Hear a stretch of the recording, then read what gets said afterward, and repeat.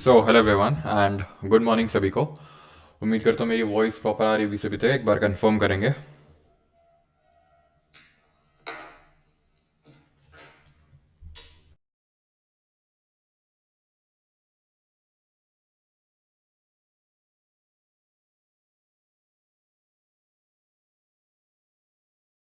पर हैं कि नहीं? हाँ, ओके। अभी आई थिंक वॉइस एको नहीं हो रहा होगा। तो आज हम लोग स्टार्ट करने वाले हैं हिस्टोरिकल बैकग्राउंड, और इस चैप्टर में हम देखेंगे हिस्टोरिकल बैकग्राउंड में क्या देखते हैं। वैसे तो अभी हम लोग हिस्ट्री कर रहे थे बैच में, जिन लोगों को नहीं पता है तो हम लोग हिस्ट्री कर रहे थे अभी बैच में।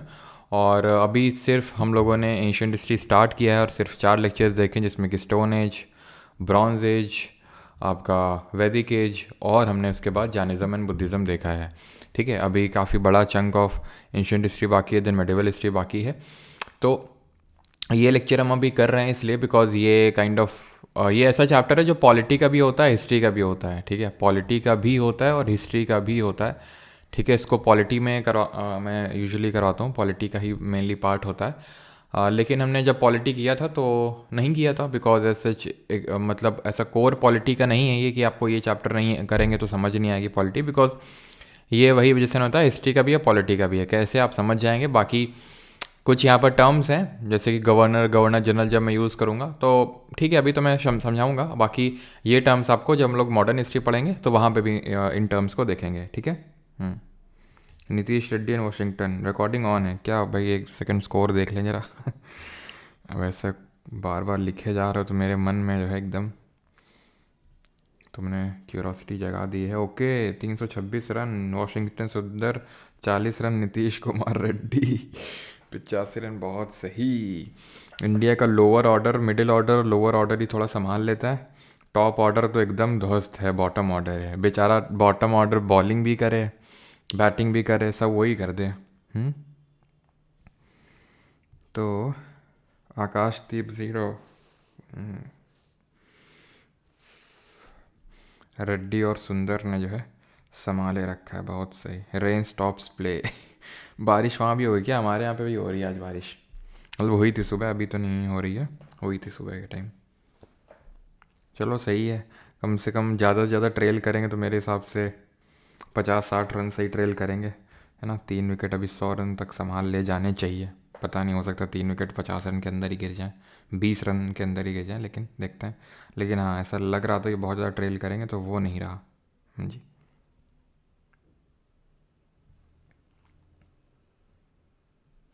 ये मास्टर को शनिवार को आराम को भी आराम नहीं। अरे भाई, ये एक पॉलिटी का चैप्टर बाकी था। ठीक है, नहीं पढ़ना है मत पढ़ो, है ना, बाद में कर लेना, ऐसा कोई ज़रूरी नहीं है। शनिवार मनाना है मना लो शनिवार भी। ठीक है।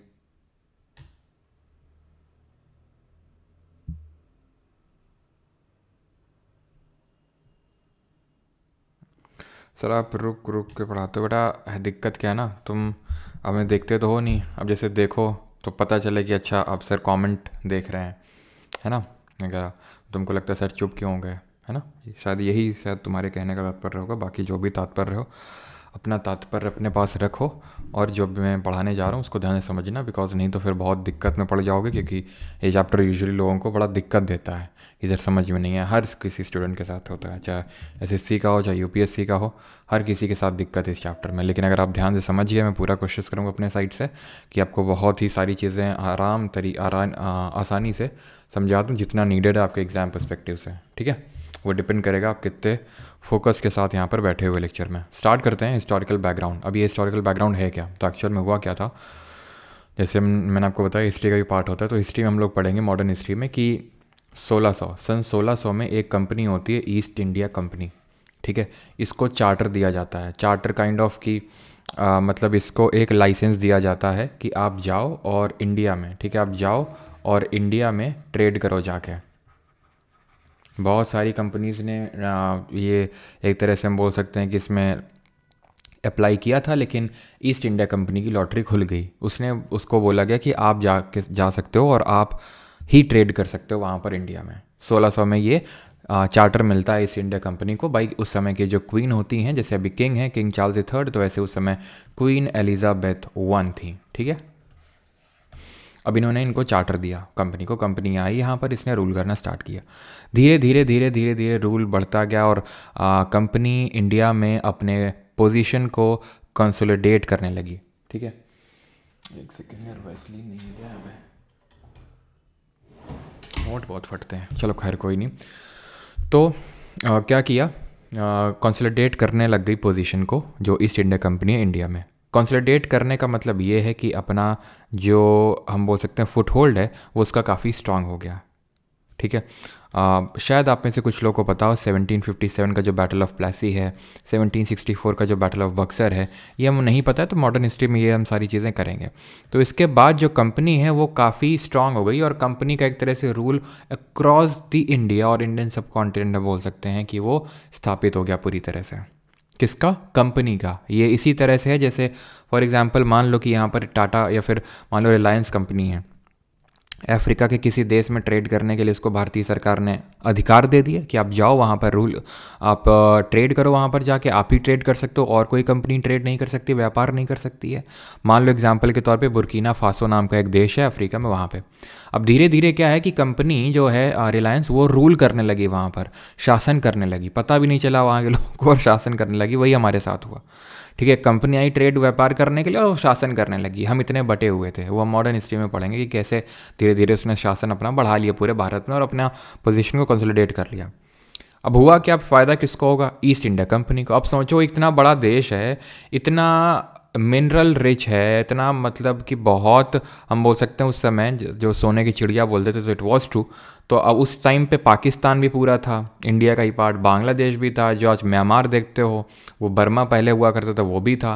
तो ये पूरा अखंड भारत जिसको आप बोलते हो, तो ये सब इंडिया का ही पार्ट था। अब सोचो इस तरह पूरे पार्ट में एक कंपनी का शासन है, तो इस कंपनी के जो एम्प्लॉयज़ हैं उनकी तो चांदी चांदी हो रखी होगी, माला माल हो रखे होंगे। जब यहाँ से रिटायर होकर जाते थे इंडिया से ब्रिटेन, तो भाई अलग ही उनके वो होते थे जलवे।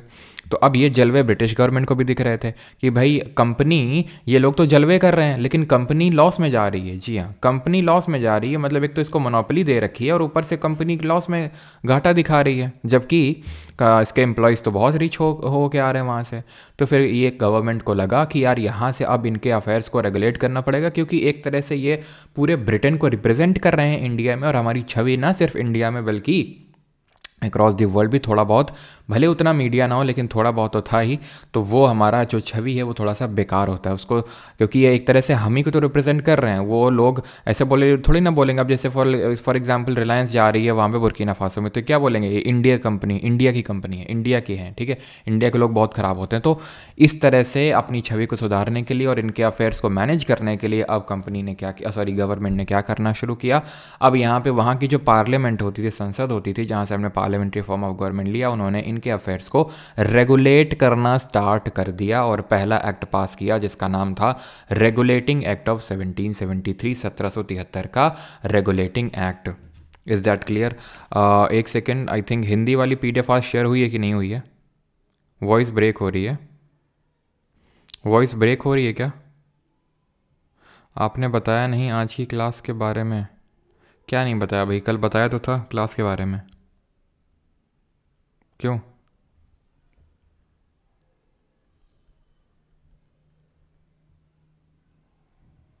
कल बताया तो था क्लास के बारे में। वॉइस ब्रेक हो रही है क्या? No sir, okay, no voice break, ठीक है। तो हिंदी की PDF आज नहीं शेयर हुई ना?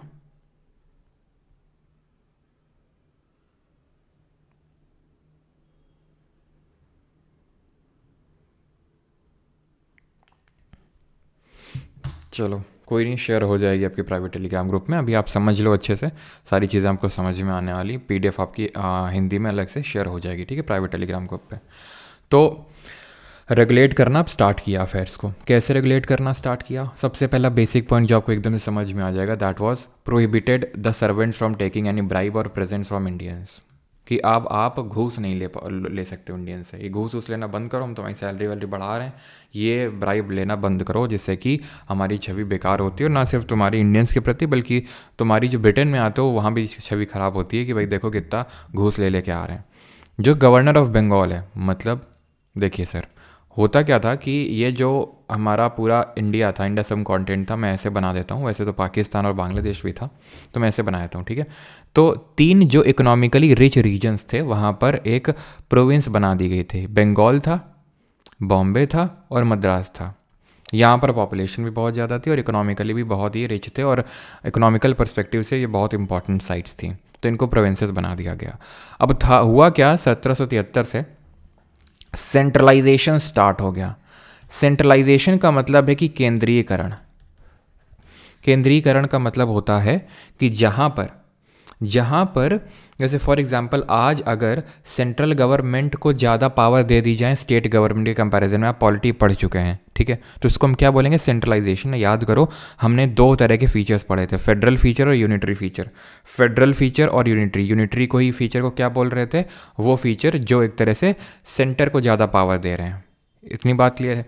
तो वैसे ही क्या हुआ कि इनको यानी कि बॉम्बे को और मद्रास को इनकी पावर थोड़ी थोड़ी लेके और इसको पावर दे दी गई। कैसे, वो हमें साफ समझ में आ रहा है कि अब गवर्नर ऑफ जो बंगाल है आज से गवर्नर जनरल ऑफ बंगाल हो गया, ठीक। और पहला गवर्नर जनरल कौन बना बंगाल का, वॉरेन हेस्टिंग्स। इतनी बात क्लियर कि बॉम्बे का भी गवर्नर था उसके पास, ठीक है, बंगाल का भी गवर्नर था और मद्रास का भी गवर्नर था, ठीक है। लेकिन जो बंगाल का गवर्नर था उसको ज़्यादा पावर दे दी गई, यानी कैसे, उसको गवर्नर जनरल ऑफ बंगाल बना दिया गया, ठीक है, क्लियर। दूसरा पॉइंट क्या है, ठीक है, दूसरा पॉइंट क्या है, तो दूसरा पॉइंट है creation of executive council of 4 members to assist governor general, ठीक है। यानी कि एक 4 मेंबर की एग्जीक्यूटिव काउंसिल बनाई गई गवर्नर जनरल को असिस्ट करने के लिए। कौन, गवर्नर जनरल जो बंगाल का है, कि भाई तुम लोग तो अभी ऐसे रहो, क्योंकि अब ये गवर्नर जनरल बन चुका है, इसके काम बढ़ चुके हैं, तो अब ये खुद के लिए 4 मेंबर रख सकता है खुद उसको असिस्ट करने के लिए। और यहीं से ही हमारी अभी देखना धीरे धीरे धीरे धीरे यही बड़ा होके इंडियन पार्लियामेंट बन जाएगा, ठीक है, भी देखना है। तो ये गवर्नर जनरल ऑफ बंगाल है, ये 4 मेंबर रख सकता है इसको असिस्ट करने के लिए। पहला गवर्नर जनरल कौन थे हमने देख लिया है, Bombay Madras presidency is made subordinate to Bengal, वो जो मैंने आपको चीज़ बताई अभी। और एक सुप्रीम कोर्ट को स्टैब्लिश किया गया कि भाई अगर मान लो जस्टिस डिलीवर करना है तो यहाँ पे तो कोई कोर्ट है ही नहीं जैसे कि ब्रिटेन में एग्जिस्ट करती है। तो यहाँ की पार्लियामेंट ने जो रेगुलेटिंग एक्ट पास किया 1773 में, उसमें बोला कि कलकत्ता में एक हाई कोर्ट होगी, सॉरी सुप्रीम कोर्ट होगी, हाई कोर्ट नहीं, ध्यान रखना सुप्रीम कोर्ट है, और उसमें एक चीफ जस्टिस और 3 अदर जजेस होंगे। और पहले चीफ जस्टिस कौन बना ये ध्यान रखना। वैसे तो आज तक मैंने एसएससी में क्वेश्चन नहीं देखा है इस पे कि कौन चीफ जस्टिस था, लेकिन मैं फिर भी नाम लिख देता हूँ यहाँ पे, एलिजा इम्पे। वैसे तो हमारे हीरा लाल जय किशन दास कन्या थे, एच जे कन्या, लेकिन वो इंडिपेंडेंट इंडिया के पहले चीफ जस्टिस थे। ये 1773 के रेगुलेटिंग एक्ट से जो सुप्रीम कोर्ट बना कैलकाटा में, उसमें एलिजा इम्पी थे। आई अगेन रिपीट, कभी क्वेश्चन आया नहीं इस पर, लेकिन ये ध्यान रखना सुप्रीम कोर्ट कैलकाटा में जो है आपका स्टैब्लिश हुआ था। और एक चीज़ ध्यान रखना, अभी रिसेंट में ये अभी इसको करवाने का एक और भी कारण है इस चैप्टर को। वैसे तो मैं करवा भी सकता था इसको जब हिस्ट्री करवा देता, मॉडर्न हिस्ट्री तब, लेकिन क्योंकि मेंस का भी एग्ज़ाम लगा हुआ है, अभी रिसेंट में स्टेनो का पेपर उठा के देख लो, एमटीएस को उठा के देख लो, जितने भी एग्जाम्स हुए हैं उसमें ये एक्ट से यानी जो मैं आपको क्लास करवा रहा हूँ, ये डिफरेंट जो एक्ट्स हैं उनसे काफ़ी क्वेश्चंस आए हैं। तो ये काफ़ी इंपॉर्टेंट चैप्टर हो जाता है, ठीक है, जिसको हम एकदम नेग्लेक्ट कर देते हैं। काफ़ी लोगों को तो पता ही नहीं कि हाँ भाई इस तरह का भी चैप्टर होता है, फिर ये तरह के जो क्वेश्चंस होते हैं वो एक चैप्टर में अलग से आते हैं, ठीक है। तो ये वाला 6 पॉइंट भी देख लिया। Court of director reports on revenue, civil and military affair. देखो कंपनी अभी क्या कर रही है, कंपनी एकदम अभी पैसा ट्रेड कर रही है, यानी कॉमर्स उसी को बोलते हैं। तो कॉमर्शियल फंक्शंस को मैनेज करने के लिए कंपनी के एक कोर्ट ऑफ डायरेक्टर बनाने को बोला गया कि ये कोर्ट ऑफ डायरेक्टर होगा जो कॉमर्शियल फंक्शंस को मैनेज करेगा। कॉमर्शियल फंक्शंस का मतलब ये होता है कि कहाँ ट्रेड करना है, किसके साथ ट्रेड करना है, कैसा व्यापार करना है, वो सारा व्यापारिक जो चीज़ों के लेकर डिसीजंस हैं वो कोर्ट ऑफ डायरेक्टर्स लेगा। आई होप 1773 आपको पूरी तरह से क्लियर हो गया होगा। लेटेस्ट रिवाइज क्विकली, हमने क्या पढ़ा 1773 के एक्ट में? हमने पढ़ा कि सबसे पहला एक्ट ब्रिटेन की पार्लियामेंट ने पास किया ईस्ट इंडिया कंपनी के अफेयर्स को रेगुलेट करने के लिए, कि वो ब्राइब नहीं ले सकते हैं अभी, ठीक है, वो और क्या नहीं कर सकते हैं, वो और एक तो ब्राइब नहीं ले सकते हैं, ऊपर से अब क्या करना होगा, आपको कोर्ट ऑफ डायरेक्टर को स्टैब्लिश करना होगा जो कमर्शियल फंक्शंस को मैनेज करेगा, प्लस सुप्रीम कोर्ट स्टैब्लिश करना होगा कलकत्ता में, एक चीफ जस्टिस और बाकी 3 अदर जजेस होंगे। गवर्नर ऑफ बंगाल जो है, बंगाल में एक गवर्नर है, बॉम्बे में है और एक मद्रास में है, तो बंगाल वाले को गवर्नर जनरल बना दिया गया और उसको बोला गया कि भाई तुम्हारे लिए 4 मेंबर की एक हम काउंसिल देते हैं जो तुमको असिस्ट करेंगे तुम्हारे काम में, जो तुम्हें डिसीजंस लेने में तुम्हें हेल्प करेंगे। ठीक है, तो ये सारी चीज़ें हमने यहाँ पर पढ़ी। अब आते हैं, और ये एक तरह से यहाँ से सेंट्रलाइजेशन, केंद्रीयकरण शुरू होता है। ये अमेंडिंग एक्ट है, इसको एक्ट ऑफ सेटलमेंट के नाम से जाना जाता है, लेकिन ये बहुत ज़्यादा पूछता नहीं है, बस ये ध्यान रखना 1781 का जो अधिनियम होता है उसको एक्ट ऑफ सेटलमेंट के नाम से जाना जाता है, और इसको पास किया गया था जो डिफेक्ट थे रेगुलेटिंग एक्ट ऑफ 1773 में उसको सही करने के लिए, उनको रेक्टिफाई करने के लिए, जो डिफेक्ट्स थे उनको रेक्टिफाई करने के लिए, उनको सही करने के लिए।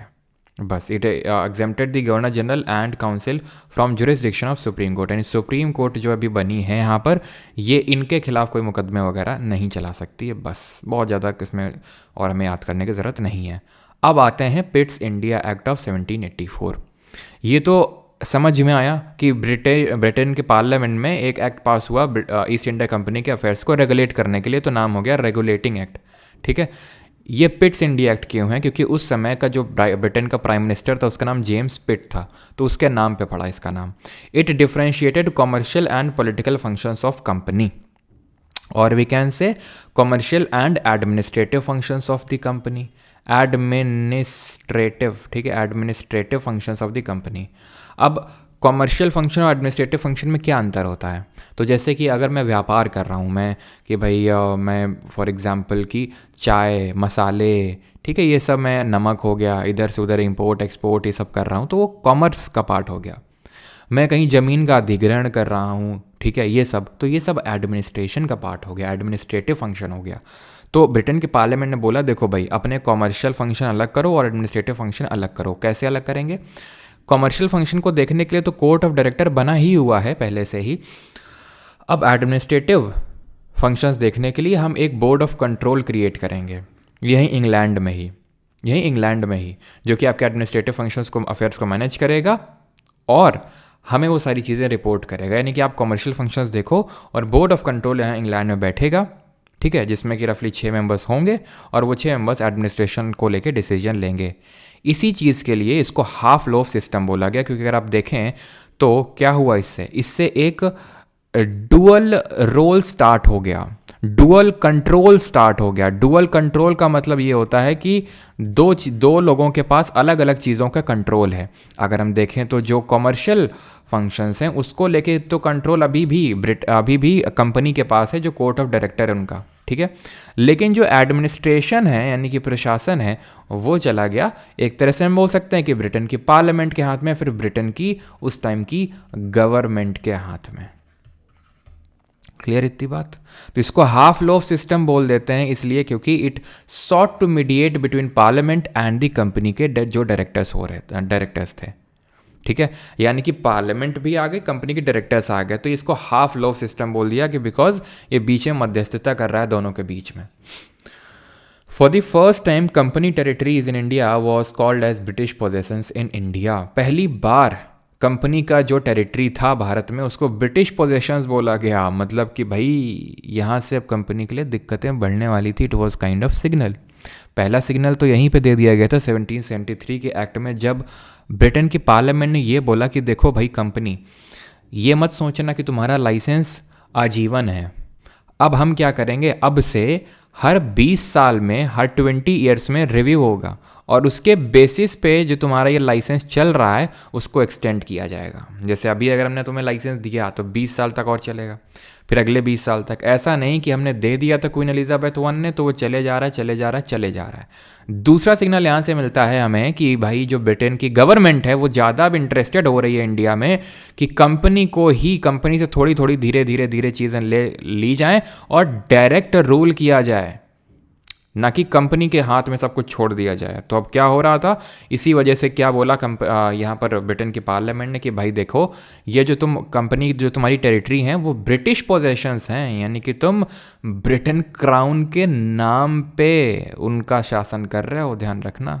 यानी कि एक तरह से हिंट है कि कभी भी छीनी जा सकती है। 1793 का चार्टर एक्ट आया।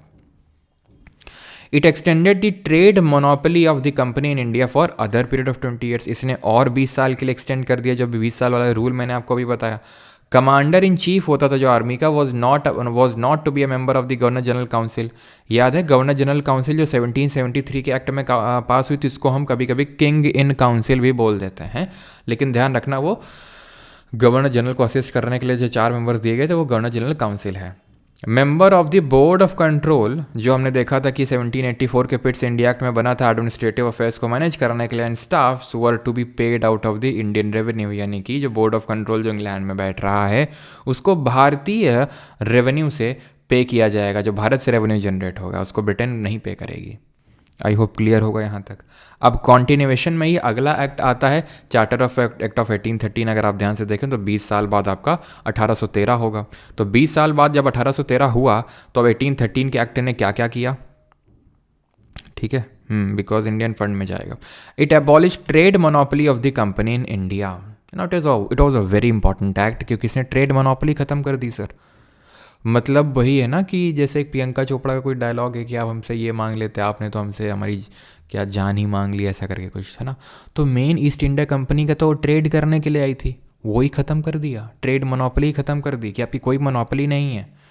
How it continued the monopoly of the company over trade in T and trade with China. कि सुनो, चाय में और चाइना के साथ तुम ट्रेड कर सकते हो और ब्रिटेन की कोई कंपनी ट्रेड नहीं कर सकती है, लेकिन इन दोनों चीज़ों को छोड़ के बाकी जो सारी चीज़ें हैं उनमें अब तुम्हारा कोई एकाधिकार नहीं रहा, कोई मोनोपोली नहीं रही। It asserted the sovereignty of the British crown over the companies territory in India. वही सेम चीज़ कि आप ये मत भूलो कि जो तुम रूल कर रहे हो इंडिया में वो ब्रिटेन क्राउन मतलब वो राजा और रानी के नाम पे रूल कर रहे हो। जैसे आज याद करो आर्टिकल नंबर 77 क्या है ऑफ द कॉन्स्टिट्यूशन, कि जो भी धंधा होता है, जो भी बिजनेस होता है, कंडक्ट ऑफ बिजनेस की बात करता है। All business transacted shall be in the name of the president, article 77 बोलता है। तो वही है क्या, प्रेसिडेंट, क्योंकि हमारा हेड है कंट्री का, तो इसलिए जितना भी काम होता है उसके नाम पे होता है। तो वहाँ पर भी ऐसे ब्रिटिश क्राउन के नाम पे होता है, होता था, होता है आज भी, ठीक है। तो ब्रिटिश क्राउन के नाम पे ये हैं as territories. Allowed Christian missionaries to come to India, यानी क्रिश्चियन मिशनरीज जाओ तुम और जाके क्रिश्चियनिटी को प्रमोट करो। 1 लाख रुपए मतलब अलग से निकाले जाएंगे भारतीय शिक्षा में खर्च करने के लिए। एक लॉ मेंबर, ये जो गवर्नर जनरल की जो एग्जीक्यूटिव काउंसिल है जो 1773 के रेगुलेटिंग एक्ट से क्रिएट हुई, हमने देखा कि एक गवर्नर जनरल उसको असिस्ट करने के लिए 4 मेंबर की काउंसिल, उसमें एक लॉ मेंबर भी होगा, एक कानून सदस्य भी होगा। और ये पहला कौन बना, कोई गेस कर सकता है कौन था वो? तो ये था थॉमस बैबिंगटन मैकॉले। जब हम मॉडर्न हिस्ट्री पढ़ेंगे तो इसका नाम आपको फिर से देखने मिलेगा। Authorise the local governments in India to impose taxes on persons and punish the persons for not doing so. यानी किसने बोला कि जो लोकल गवर्नमेंट हैं, लोकल गवर्नमेंट मतलब जो लोकल लेवल पे वहाँ पे इंडिया का ही कोई आदमी है, ऐसे कोई ब्रिटेन का आदमी नहीं है, वो जो जो गवर्नमेंट चला रहा है अपनी, जो टैक्सेस लोगों से कलेक्ट करके, जो टैक्स होता है लोगों से कलेक्ट करके जो ब्रिटेन जो इनको ईस्ट इंडिया कंपनी वालों को दे रहा है, ब्रिटेन को दे रहा है, अब वो खुद अपने लिए हमें नहीं देना, ब्रिटेन बोला हमें नहीं देना, तुम अगर तुम्हें अपने आप से टैक्स लगाना है अपने लिए तुम लगा सकते हो, और ना दें तो मारना कूटना इनको।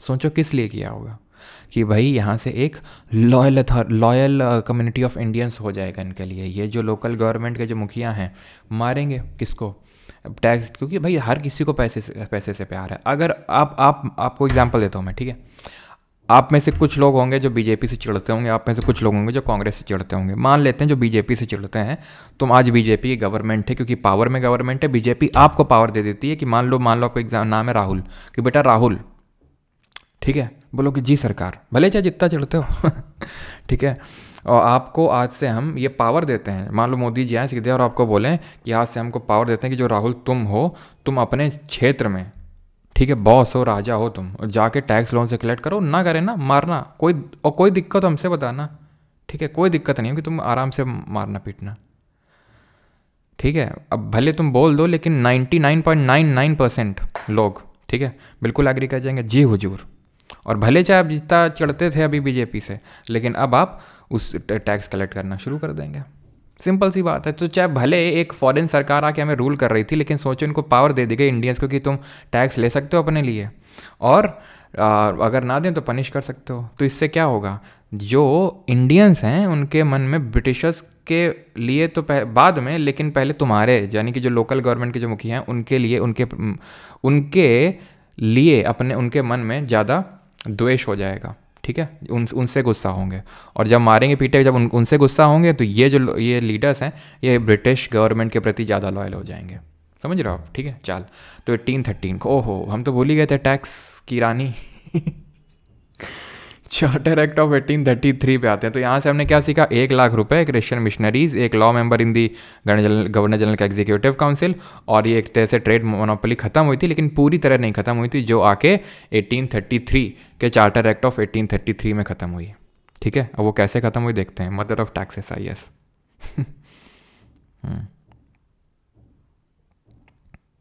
इसलिए मैं नोटा दबाता हूँ। अच्छा अच्छा अच्छा,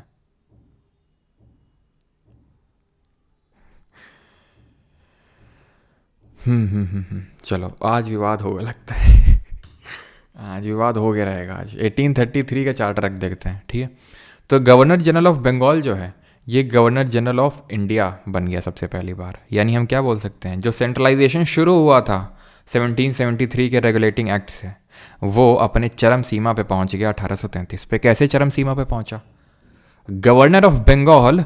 गवर्नर जनरल ऑफ बंगाल बना था 1773 में। अब यहाँ पर आके जो गवर्नर जनरल ऑफ बंगाल है, वो गवर्नर जनरल ऑफ इंडिया बन चुका था। और पहला गवर्नर जनरल ऑफ इंडिया कौन बना, विलियम बेंटिक। पहला गवर्नर जनरल ऑफ बंगाल कौन बना था, जल्दी से कमेंट में बताइए। ही डिप्राइव्ड, मतलब this act deprived the governor of Bombay and Madras of their legislative power. यानी कि अब इनके लिए कानून भी, यानी बॉम्बे वाले के लिए और मद्रास वाले के लिए भी कानून कौन बनाएगा, बॉम्बे वाला। तो वही ये दूसरे पॉइंट का मतलब है। लेजिस्लेटिव पावर का मतलब होता है कानून बनाने की पावर, शक्ति।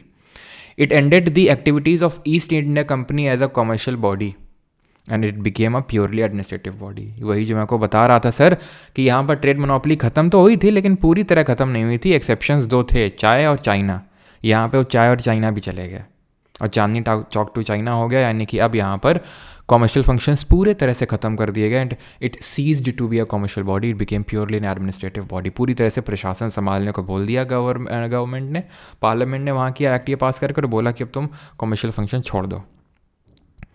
It provided for the establishment of a law commission. अभी वहाँ पर एक लॉ मेंबर को ऐड किया गया था गवर्नर जनरल की एग्जीक्यूटिव काउंसिल में, यहाँ एक अलग से कमीशन ही बिठा दिया गया, जो बाद में हम देखेंगे जाके इसका काम क्या था कि इंडियन लॉज को कोडिफाई करना। आपने सुना होगा इंडियन पीनल कोड, ये 1860 में आया था, 1860 में। और इसके लिए, इन सब के लिए पता है किसको जिम्मेदार माना जाता है, इसके लिए जिम्मेदार माना जाता है जो हमारा थॉमस बेबिंगटन मैकुले है। ठीक, क्लियर है। आप भी ज़रा बताइए, इंडियन पीनल कोड का नया नाम क्या हो चुका है, भारतीय क्या है, ये हो गया आपका भारतीय न्याय संहिता, ठीक है। एक हो गया भारतीय न्याय संहिता, ठीक है, भारतीय नागरिक संहिता, और भारतीय साक्ष्य अधिनियम। जो इंडियन एविडेंस एक्ट है वो भारतीय साक्ष्य अधिनियम, CRPC क्रिमिनल प्रोसीजर कोड भारतीय नागरिक सुरक्षा संहिता, और इंडियन पिनल कोड भारतीय न्याय संहिता हो चुके हैं। आपको पता होगा, है ना, फ्रॉम 1 जुलाई 2024। और ये जो सवाल है, ये मेंस में पूछे जाने के काफ़ी ज़्यादा चांसेस हैं, तो जो मेंस वाले स्टूडेंट हैं इन एक्ट को थोड़ा सा ध्यान से देख लीजिएगा। It attempted to introduce a system of open competition of selection of civil servants। तो सिविल सर्विसेज के लिए एक ओपन कंपटीशन करवाने का अटेम्प्ट किया, करवाया नहीं, सिर्फ अटेम्प्ट हुआ था अभी, ठीक है, सिर्फ अटेम्प्ट किया था अभी। 1853 का जो चार्टर एक्ट था उसने, और अब यहाँ पे 1833 वाला गया, तो इसमें हमने क्या चीज़ पढ़ी हम देखेंगे नहीं, ऐसे रिकॉल करो, ठीक है। टैक्सेसा मदर टैक्सेसा का फेज देख के, कि देखो सबसे पहली बात, governor general of Bengal governor general of India बन गया, पहली बात। दूसरी बात, एक लॉ कमीशन अलग से बिठाया गया, तीसरी बात, तीसरी बात यह है कि अब यहाँ से पूरी तरह से कमर्शियल फंक्शंस खत्म, एडमिनिस्ट्रेटिव फंक्शंस, एडमिनिस्ट्रेटिव बॉडी बन गई ईस्ट इंडिया कंपनी। और अटेम्प्ट किया था, तो ये आपको याद करने की ज़रूरत नहीं है कि सिविल सर्विसेज का ओपन कंपटीशन करने के लिए अटेम्प्ट किया था, तो बहुत ज़्यादा रटने की ज़रूरत नहीं है। अब आते हैं 1853 का। इसने अटेम्प्ट किया था कि ओपन कॉम्पिटिशन शुरू हो जिसमें इंडियंस नॉन इंडियंस सब पार्टिसिपेट करें, इसने कर दिया वो। इसने क्या किया, इसने वो कर दिया। It introduced open competition for civil services. ठीक, now it separated legislative and administrative functions of the governor general council. कैसे? वो जो गवर्नर जनरल की काउंसिल थी जिसमें गवर्नर जनरल था और उसके 4 मेंबर्स जो 1773 में बनाए गए थे, अब इसको बोला कि सुनो भैया, तुम 6 और ले लो। नहीं ले लो तुम 6 इलेक्ट्रॉन और ले लो, 6 इलेक्ट्रॉन और ले लो तुम ठीक है। और ये जो है ये हो जाएगी तुम्हारी एग्जीक्यूटिव काउंसिल और ये हो जाएगी लेजिस्लेटिव काउंसिल। क्या समझे गुरु? एग्जीक्यूटिव और लेजिस्लेचर में क्या अंतर होता है बताओ जरा, पॉलिटी पढ़ चुके हो ना। तो एग्जीक्यूटिव और लेजिस्लेचर में क्या अंतर होता है? लेजिस्लेचर लॉ बनाता है, एग्जीक्यूटिव लॉ को इम्प्लीमेंट करता है ना। और लॉ को रिव्यू कौन करता है जरा बताओ। तो अभी तक ये जो गवर्नर जनरल उसकी एग्जीक्यूटिव काउंसिल थी वो सिर्फ लॉ को रिव्यू कर रही थी, अब उसको 6 मेंबर्स और दे के क्या क्रिएट कर दी गई? लेजिस्लेचर क्रिएट कर दिया गया।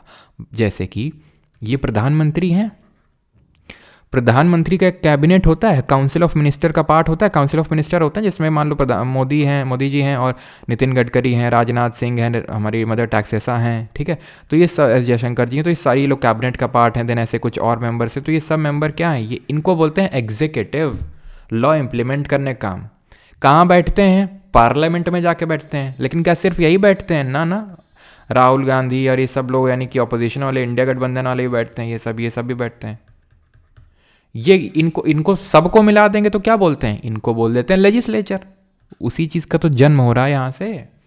अब समझे कि हमने क्यों पार्लियामेंट्री सिस्टम को अडॉप्ट किया, क्योंकि हम उससे रूबरू हो चुके थे, धीरे धीरे होना स्टार्ट कर दिए थे, हम इंडिपेंडेंस तक हो चुके थे। तो ये समझ में आया कि अब ये पॉइंट का मतलब क्या हुआ कि लेजिस्लेटिव फंक्शंस ये परफॉर्म करेगा जो गवर्नर जनरल की लेजिस्लेटिव काउंसिल है, और वो एग्जीक्यूटिव काउंसिल उसको इंप्लीमेंट करेगी। ओपन कंपटीशन सिविल सर्विसेज के लिए शुरू हो गया। पहले इंडियन कौन थे जिन्होंने सिविल सर्विसेज का एग्जाम क्वालिफाई किया? Extended the company rule in Indian territory but period is not specified. रुको अब इस पे आते हैं। Introduce local representation in the Indian legislative council की जो लेजिस्लेटिव काउंसिल है इसमें लोकल अभी क्यों क्रिएट की गई कि भाई तुम गधे हो एक नंबर के। ईस्ट इंडिया कंपनी से बोला ऐसा पार्लियामेंट ने, एक नंबर के वैसे तो चूती आदमी हो तुम। है साला, ऐसे करके फिर रिएक्ट किया किसने? गवर्नर जनरल ने। लेकिन कुछ कर सकता नहीं था। कौन?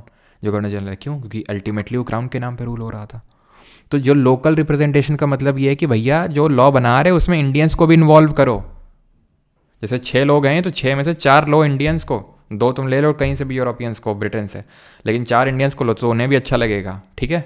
तो ये चीज़। और पहले इंडियन कौन थे? तो ही वॉज हमारे सत्तू जी, है ना। सत्तू जी जिन्होंने, वो सत्तू जी नहीं है, ठीक है। शादी कौन सा वो है मूवी, शादी करके क्या है पता नहीं, है ना, जिसमें वो सिविल सर्विसेज का एग्ज़ाम क्वालिफाई करता है ना। तो सत्येंद्र प्रसाद, उसमें सत्तू ही तो बोलती है वो, है ना, सत्येंद्र प्रसाद सिन्हा। तो Satyendra Prasad Sinha was the first to qualify. Local representation समझ में आया।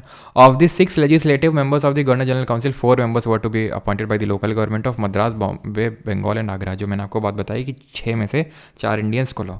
और ये पॉइंट क्या है? It extended the companies rule in Indian territory but period is not specified. कि भैया अभी तो 20 साल बोल रहे थे, 20 साल बाद अब कंपनी को कोई टाइम नहीं बताया गया। कंपनी बोला टाइम, बोलता है टाइम तो अब नहीं बता पाएंगे। और कंपनी का हाल कुछ ऐसा हुआ। क्यों? समझ आ गया था उसको। अब जो है जाने वाला है, जो एडमिनिस्ट्रेटिव फंक्शन बचा है वो भी जाने वाला है हाथ से। और हुआ भी वो।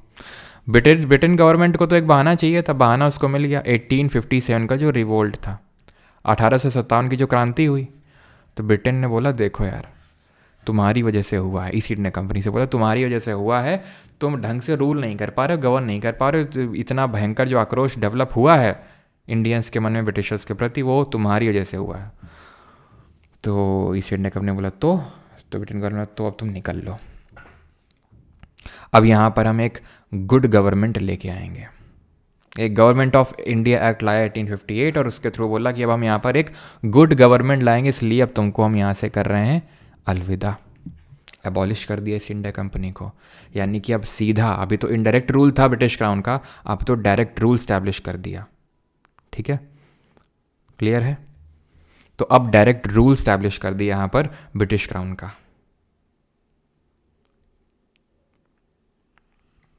ठीक है, क्या चीज़? ओके सॉरी, सत्येंद्र नाथ टैगोर होंगे। सत्येंद्र प्रसाद सिन्हा तो ये 1909 में आएंगे। ठीक है, जो पहले इंडियन बनते हैं एग्जीक्यूटिव वॉइस रॉय के एग्जीक्यूटिव काउंसिल में, ये सत्येंद्र नाथ टैगोर। ठीक है, सत्येंद्र प्रसाद सिन्हा नहीं, सत्येंद्र नाथ, यहाँ पर लिख देता हूँ, नाथ टैगोर। ठीक है, अभी सत्येंद्र प्रसाद सिन्हा जी भी आएंगे, सत्तू जी भी। ठीक, क्लियर है? फीचर्स पे आते हैं। It change the designation of governor general of India to that of viceroy of India. यानी कि आप देख रहे हो 1773 में गवर्नर ऑफ बंगाल बना गवर्नर जनरल ऑफ बंगाल, 1833 में बना governor general of Bengal governor general of India, और अब गवर्नर जनरल ऑफ इंडिया बन रहा है वॉइस रॉय ऑफ इंडिया। ऐसा नहीं है कि जो अभी ईस्ट इंडिया कंपनी का आदमी था गवर्नर जनरल ऑफ इंडिया, उससे बोला तुम निकल लो, अब हमारा कोई नया आदमी, ना, उसी को बोल दिया कि तुम रहो, ईस्ट इंडिया कंपनी जा रही, लेकिन तुम ईस्ट इंडिया कंपनी के अभी तक एम्प्लॉय थे, अब ईस्ट इंडिया कंपनी के लिए अभी तक काम कर रहे, तब हमारे लिए काम करो तुम। Lord Canning. ठीक है, तो कैनिंग जो है ये बन गया पहला वॉइस ऑफ इंडिया।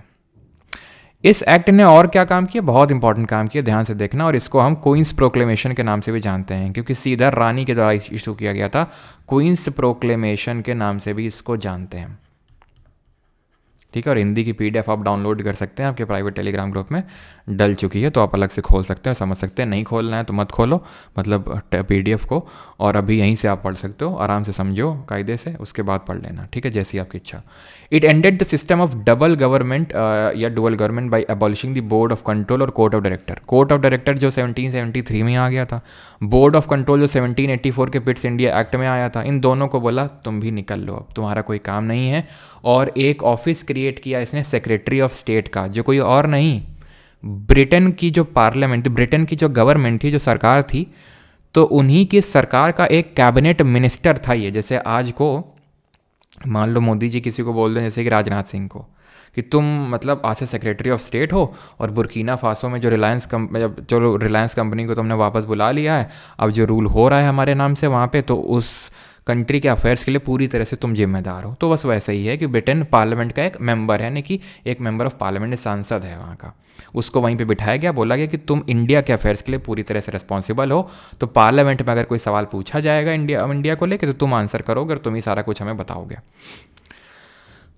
तो सेक्रेटरी ऑफ स्टेट अकेले तो यह काम कर नहीं सकता है, तो उसको असिस्ट करने के लिए 15 मेंबर की एक काउंसिल दे दी गई। ठीक, क्लियर है यहाँ तक? ठीक है, वही 5वें पॉइंट में वही सेम चीज़ लिखी हुई है। यहाँ तक समझ में आ गया? 1858 रिवाइज कर लें इसको। 1858 ने क्या किया? पहली बात तो इसने हटा दिया किसको? ईस्ट इंडिया कंपनी को सीधा अबॉलिश कर दिया। इसको हम एक्ट ऑफ गुड गवर्नमेंट बोलते हैं। इसने बोर्ड ऑफ कंट्रोल और कोर्ट ऑफ डायरेक्टर्स को भी खत्म कर दिया। इसने सेक्रेटरी ऑफ स्टेट की नई पोजीशन क्रिएट की और उसको 15 मेंबर की काउंसिल दे दिया असिस्ट करने के लिए, और इसने गवर्नर जनरल ऑफ इंडिया को वाइस रॉय ऑफ इंडिया बना दिया, जो पहला कैनिंग बना।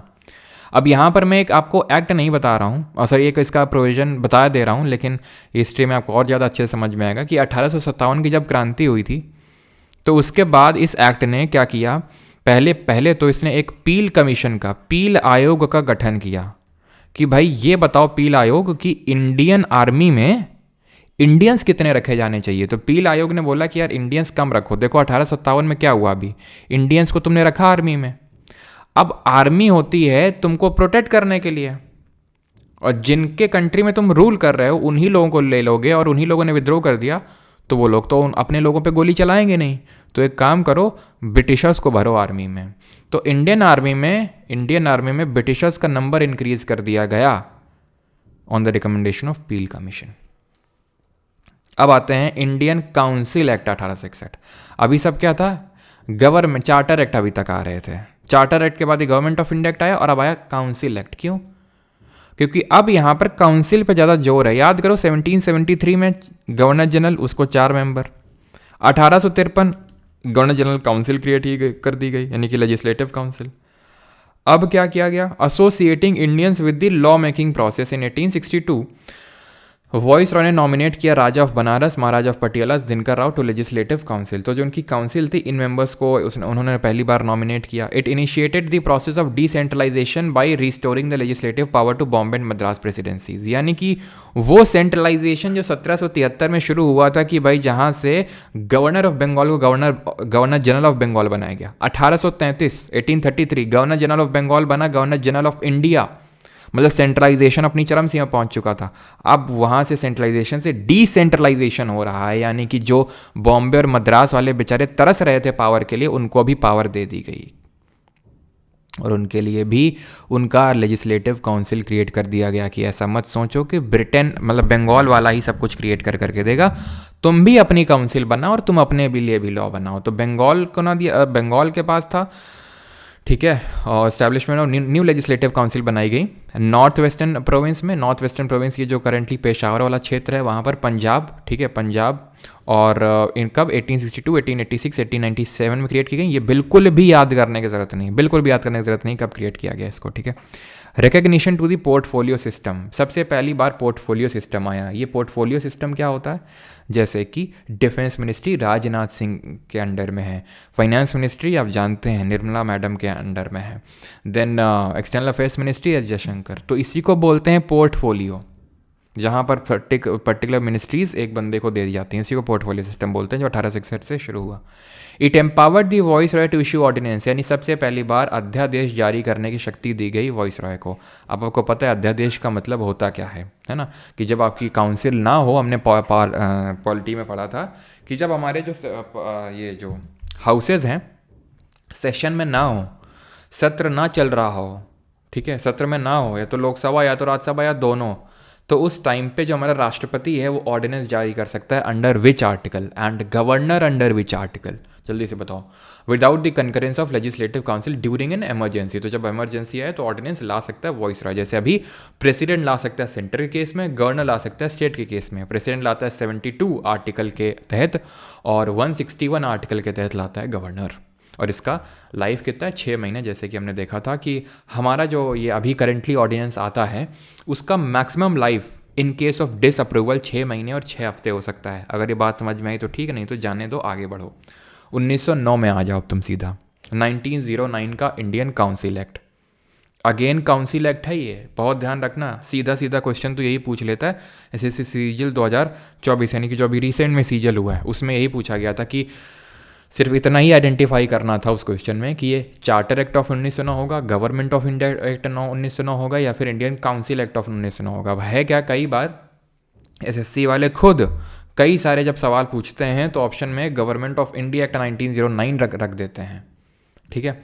तो वहाँ से कई बार आदत हो जाती है, कई बार मेरे मुंह से भी निकल आता है गवर्नमेंट ऑफ इंडिया एक्ट 1909, लेकिन ध्यान रखिएगा ये गवर्नमेंट ऑफ इंडिया एक्ट नहीं, ये इंडियन काउंसिल्स एक्ट है, क्योंकि इसने काउंसिल्स में रिफॉर्म की है।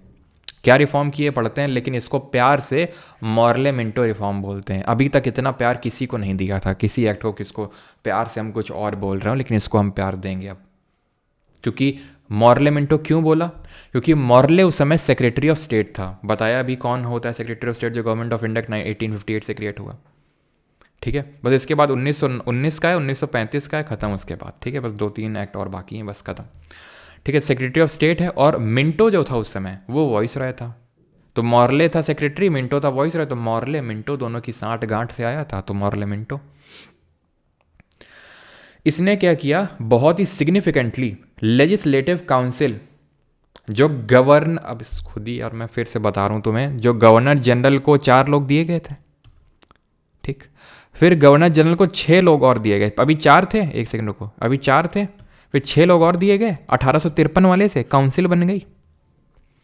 1858 को जो अधिनियम आया था ना, तो उसने बोला कि अब ये जो गवर्नर जनरल काउंसिल है आज के बाद से 1861 के एक्ट के बाद ये इंपीरियल लेजिस्लेटिव काउंसिल कहलाएगी या फिर सेंट्रल लेजिस्लेटिव काउंसिल कहलाएगी। तो इसी काउंसिल की बात हो रही है कि अब यहाँ पर सेंट्रल लेजिस्लेटिव काउंसिल बोल लो या इंपीरियल लेजिस्लेटिव काउंसिल, बात एक ही है।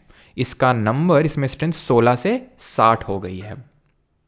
It retained official majority of central legislative council but allowed the provincial legislative council to have non official majority. इसने बोला कि जो आपकी सेंट्रल लेजिस्लेटिव काउंसिल है इसमें 16-60 हो गया। इसमें ऑफिशियल्स की मेजोरिटी रहेगी, मतलब इसमें मेंबर्स जो थे वो दो तरह के थे। मेंबर्स दो तरह के थे, एक ऑफिशियल और एक नॉन ऑफिशियल। ऑफिशियल का मतलब होता है जो प्रशासन का हिस्सा है। वॉइस रॉय बोलेगा, देखो वॉइस रॉय चुनता होता है, तुम आ जाओ, तुम आ जाओ, तुम आ जाओ, ठीक है। तो ये प्रशासन के लोग होते थे, यानी कि सरकार के लोग होते थे ये गैर सरकार के, मतलब गैर सरकार के, मान लो किसी ब्रिटिश गवर्नमेंट का ये पार्ट नहीं है। तो सेंट्रल लेजिस्लेटिव काउंसिल में इनको मेजॉरिटी में ही रखा गया। थे ये भी थे लेकिन माइनॉरिटी में थे ये। लेकिन जो प्रोविंशियल लेजिस्लेटिव काउंसिल थी, प्रोविंशियल का मतलब देखो सेंट्रल तो जैसे आज है हमारा पार्लियामेंट है एक सेंटर के पास, वो दिल्ली में बैठता है, दिल्ली में है पार्लियामेंट हाउस, वहाँ पे हमारी सब गवर्नमेंट बैठती है, सेंट्रल गवर्नमेंट। लेकिन हर स्टेट के पास अपनी गवर्नमेंट, अपना है ना लेजिस्लेचर हाउस है ना। तो वैसे ही ज़्यादातर प्रोविंसेस के पास अपना काउंसिल था, पहले नहीं था लेकिन अब यहाँ देखो ना 1861 में बंगाल को मिल गया, नॉर्थ NWFP को, पंजाब को, इन सबके पास था। तो इन लोगों, ये लोग जो है नॉन ऑफिशियल मेजोरिटी रख सकते हैं, ये लोग नॉन ऑफिशियल मेजोरिटी रख सकते हैं, यानी कि नॉन गवर्नमेंट के बंदे रख सकते हैं। ठीक, ये है इसका मतलब। Members were allowed to ask supplementary questions, move resolutions on the budget and so on. लेकिन बजट पे वोटिंग अभी अलाउड नहीं होती, सिर्फ सप्लीमेंट्री क्वेश्चन पूछे जा सकते हैं। जैसे कि हम पढ़ते हैं बजट आर्टिकल 112, तो उसमें हम पढ़ते हैं दो पार्ट होते हैं उसके एक्सपेंडिचर के, एक तो चार्ज एक्सपेंडिचर और दूसरा होता है एक्सपेंडिचर मेड फॉर्म। तो चार्ज पे तो वोटिंग अलाउड ही नहीं होती है ना, तो वैसे ही समझ लो। और जो एक्सपेंडिचर मेड फ्रॉम में वोटिंग अलाउड होती है वो लोकसभा में होती है, राज्यसभा में तो भी नहीं होती। तो वैसा टाइप इसको थोड़ा समझ सकते हो आप। ठीक, 1909 अभी मेन पॉइंट तो आया ही नहीं 1909 का, ये समझ लो तुम। अभी तो मेन पॉइंट 1909 का, जिसके लिए 1909 वाला एक्ट जाना जाता है, वो आया ही नहीं अभी। ठीक है, और इसके बाद आप डाउट पूछ लीजिएगा जो भी हो। ठीक है, it provided for the first time for the association of Indians with the executive council of the voice Roy and the governor. ये मैं बार बार वही लिख रहा हूँ, गवर्नर ना जनरल लिख के मैं वॉइस रॉय लिखता हूँ। याद करो 4 मेंबर शुरू में दिए गए थे, बाद में फिर 16, मतलब 6 किए गए। ठीक है, फिर 16 हुए धीरे धीरे, अब 60 हो गए, 60 हो गए। लेकिन ये जो इसके अंदर कोर में बैठे हुए हैं, कोर में वो वॉइस, वो क्या है, एग्जीक्यूटिव काउंसिल। जो एक्सपैंड हो रही है वो क्या है, लेजिस्लेटिव काउंसिल। तो अपने अभी लेजिस्लेटिव काउंसिल में इंडियन घुस सकते थे, बड़े वाले गोले में, अंदर वाले गोले में अभी तक इंडियंस अलाउड नहीं थे वॉइस रह के एग्जीक्यूटिव काउंसिल में, लेकिन अब से हो गए। पहले इंडियन मेंबर बने जिन्होंने वॉइस रॉय एग्जीक्यूटिव काउंसिल को ज्वाइन किया, he was Satyendra Prasad Sinha. Now this is the main point. It introduced a system of communal representation for Muslims. Communal representation का मतलब ये होता है कि अब यहाँ से ब्रिटिश गवर्नमेंट ने डिवाइड एंड रूल स्टार्ट किया। इसने बोला कि कोई अगर मुस्लिम बहुल इलाका है, वहाँ पे पहली बात तो मुस्लिम कैंडिडेट ही खड़ा हो सकता है, और वहाँ के जितने मुस्लिम्स हैं सिर्फ वही वोटिंग में हिस्सा ले सकते हैं, और किसी कम्युनिटी के, हिंदू और बाकी कम्युनिटी के, वो लोग हिस्सा नहीं ले सकते हैं। आज भी होता है, दलित सीट आ गई, महिला सीट आ गई, तो ऐसा तो है नहीं कि सिर्फ दलित ही वोट कर सकते हैं, महिलाएं ही वोट कर सकती हैं, है ना। लोकल बॉडीज़ में होता है ना ये रिजर्वेशन होता है अभी। ठीक है, अभी सेंटर में तो 106 अमेंडमेंट एक्ट पास हुआ है तो उससे मिला है, लेकिन अभी इन्फोर्स नहीं हुआ है, लागू नहीं हुआ है अभी। विमेन को वो जो हमारा रिजर्वेशन है पार्लियामेंट में, वो अभी तक, ठीक है, वो पूरी तरह से अभी लागू हुआ नहीं है। लेकिन पंचायत में तो है ना, हमने पढ़ा था 73rd अमेंडमेंट एक्ट। रिजर्वेशन किस आर्टिकल में, जरा बताइए। लेकिन ऐसा तो नहीं कि सिर्फ वेमेंस ही वोट कर सकती हैं, दलित ही वोट कर सकते हैं। वोट तो हर कोई कर सकता है, बस खड़ा वो दलित हो सकता है या फिर महिला खड़ी हो सकती है। तो यहाँ पे वो कम्युनल रिप्रेजेंटेशन ये अलग होता है, इसको बोलते हैं सेपरेट इलेक्टोरेट, पृथक निर्वाचन। Under this Muslim members were to be elected only by Muslim voters. और इसीलिए इस मिंटो को father of communal electorate, Bharat में साम्यवाद का जनक माना जाता है, father of communal electorate in India. अब किसी का कोई डाउट है तो पूछ सकता है। It also provided for the separate representation, और ये आप छोड़ दो, ठीक है, ये 4th पॉइंट तक ही आपको करना है। अब यहाँ पे इससे पहले कि 1919 वाला मैं शुरू करूँ, ठीक है, बस 2 ही एक्ट हैं, 1919 और 1935। आपका किसी कोई डाउट हो तो पूछ सकते हैं। 243D बिल्कुल सभी का सही है।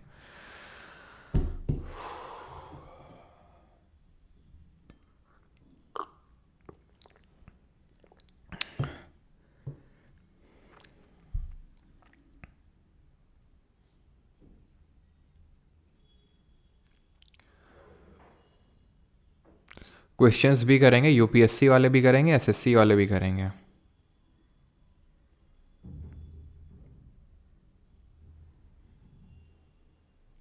अरे डिस्काउंट 2.0 बैच अभी तो नहीं है।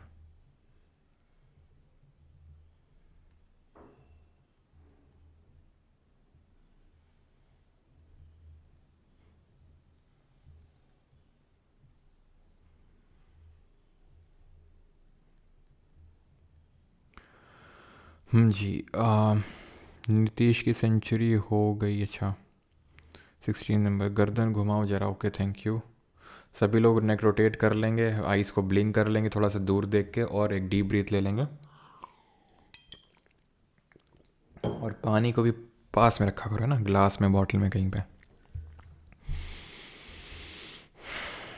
चलो तो स्टार्ट करते हैं। गवर्नमेंट ऑफ इंडिया एक्ट 1919, जिसको हम प्यार से किस नाम से जानते हैं?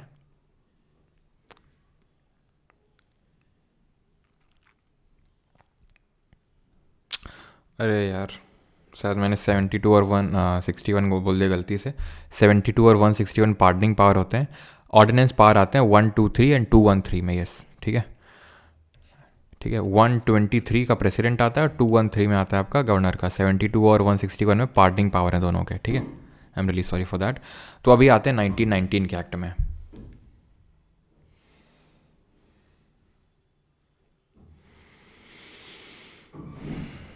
हिंदी बुक नहीं है, चलो ठीक है। तो अब आते हैं गवर्नमेंट ऑफ इंडिया 1919, ठीक है। इसको हम जानते हैं मॉन्टेग्यू चेल्मफोर्ड रिफॉर्म्स के नाम से। क्यों जानते होंगे आपको पता है, क्योंकि ये सेक्रेटरी था उस समय पे और ये वॉइस रॉय था उस समय पे। इसने क्या किया, ठीक है, इस पॉइंट को अभी, ये तो इसी को कर लो अभी, ठीक है। It classified all the subjects of administration into 2 categories. जितने भी सब्जेक्ट्स थे उनको, उनको 2 कैटेगरी में बांट दिया, central subject and provincial subject, ठीक है। सेंट्रल एंड प्रोविंशियल, यानी कि जैसे आज हम पढ़ते हैं 7th जो हमारा शेड्यूल है कॉन्स्टिट्यूशन का, उसमें क्या है, उसमें एक यूनियन लिस्ट है, उसमें एक स्टेट लिस्ट है, उसमें कॉन्करेंट लिस्ट है। कमेंट बताएंगे यूनियन लिस्ट में करेंटली कितने सब्जेक्ट्स हैं, ठीक। तो हमने पढ़ा था कि यूनियन लिस्ट में पहले 97 थे, अभी 100 सब्जेक्ट हैं, 100 सब्जेक्ट हैं। तो उसी तरह से ही एक तो सेंटर के सब्जेक्ट इसने बना दिए, 2 सेंट्रल काउंसिल बनाएगी, ठीक है। अभी देखेंगे सेंट्रल लेजिस्लेटिव काउंसिल थी कि नहीं थी, अब लेजिस्लेटिव असेंबली भी आ जाएगी, उसका भी जन्म हो जाएगा इसी एक्ट से। और प्रोविंसेस के पास अपनी काउंसिल थी, तो प्रोविंशियल सब्जेक्ट पे वो बनाएंगे। लेकिन इसने एक काम और किया, इसने दोहरा डिवीजन किया, यानी डिवीजन में भी डिवीजन कर दिया। इसने सब्जेक्ट को पहले सेंटर प्रोविंस में डिवाइड किया, इनको भी डिवाइड कर दिया। एक को बोल दिया रिजर्व्ड और एक को बोल दिया ट्रांसफर्ड। मैं आपको थोड़ा सा फील दिलाता हूँ। जैसे आज यूनियन लिस्ट, स्टेट लिस्ट है, सेंटर बोले कि देखो स्टेट, जो तुम्हारी स्टेट लिस्ट का सब्जेक्ट है ना, उसमें भी हम 2 डिवीजन कर रहे हैं, एक रिजर्व्ड और एक ट्रांसफर्ड। जो रिजर्व्ड वाले सब्जेक्ट हैं उसमें जब तुम लॉ बनाओगे तो हमसे पूछे बिना लॉ नहीं बना सकते हो, हमसे पूछना पड़ेगा। तो एक तरह से मैंने और कंट्रोल बिठा दिया किस पे, प्रोविंशियल सब्जेक्ट्स पे। तो बस वही है, प्रोविंशियल सब्जेक्ट्स को रिजर्व्ड और ट्रांसफर्ड में बांट दिया। रिजर्व्ड में किस सब्जेक्ट को रखा होगा, जो इंपॉर्टेंट सब्जेक्ट्स होंगे ब्रिटिश अफेयर्स के लिए, जो इंपॉर्टेंट सब्जेक्ट होंगे, जैसे police, administration of justice, prisons, land revenue, finance. जैसे आज भी पुलिस हो गया, हेल्थ हो गया, ठीक है, ये पुलिस वगैरह हो गया, हेल्थ हो गया, ये सब किस में आते हैं, लोकल सेल्फ गवर्नमेंट, ये सब किस में आते हैं, स्टेट लिस्ट के सब्जेक्ट हैं। तब भी ये प्रोविंशियल सब्जेक्ट्स हुआ करते थे। लेकिन इसने क्या किया, उन प्रोविंशियल सब्जेक्ट को बांट दिया, बोला कि जो थोड़े से हेल्थ है, एजुकेशन है, ये सब तुम देखो, हमें नहीं मतलब इससे। जो कम इम्पॉर्टेंट मसले थे, जो ब्रिटिश अफेयर्स के लिए है ना, ब्रिटिश बिजनेस में जो इम्पॉर्टेंट चीज़ें थीं, जैसे पुलिस ब्रिटिशर्स के हाथ में होनी चाहिए, इम्पॉर्टेंट चीज़ है ना। प्रशासन अपने हाथ में होना चाहिए, ये जेल अपने हाथ में होना चाहिए, ठीक है, इनके हाथ में नहीं दे सकते हैं प्रोविंशियल सब्जेक्ट्स, क्योंकि यहाँ पर तो इंडियंस नॉन ऑफिशियल की मेजोरिटी है, ठीक है। तो हर चीज़ जो इंपॉर्टेंट है उसमें अपना कंट्रोल रखना चाहते थे ये। Land revenue, finance. अब पब्लिक हेल्थ ख़राब हो अच्छी हो, क्या कर लेना देना ब्रिटिशर्स को, मरो।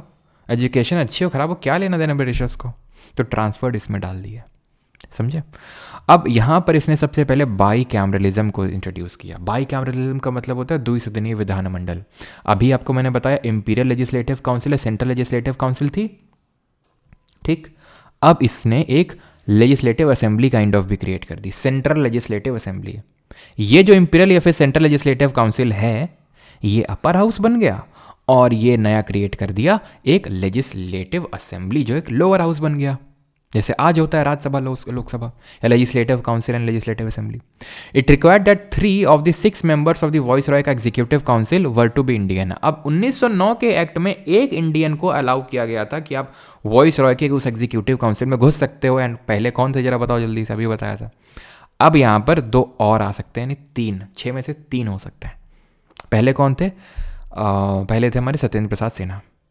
इसने एक high commissioner for Indian London office create करने की बात कही। इसने एक पब्लिक सर्विस कमीशन इस्टेब्लिश करने की बात कही, ठीक है, सेंट्रल पब्लिक सर्विस कमीशन होना चाहिए एक, ठीक है।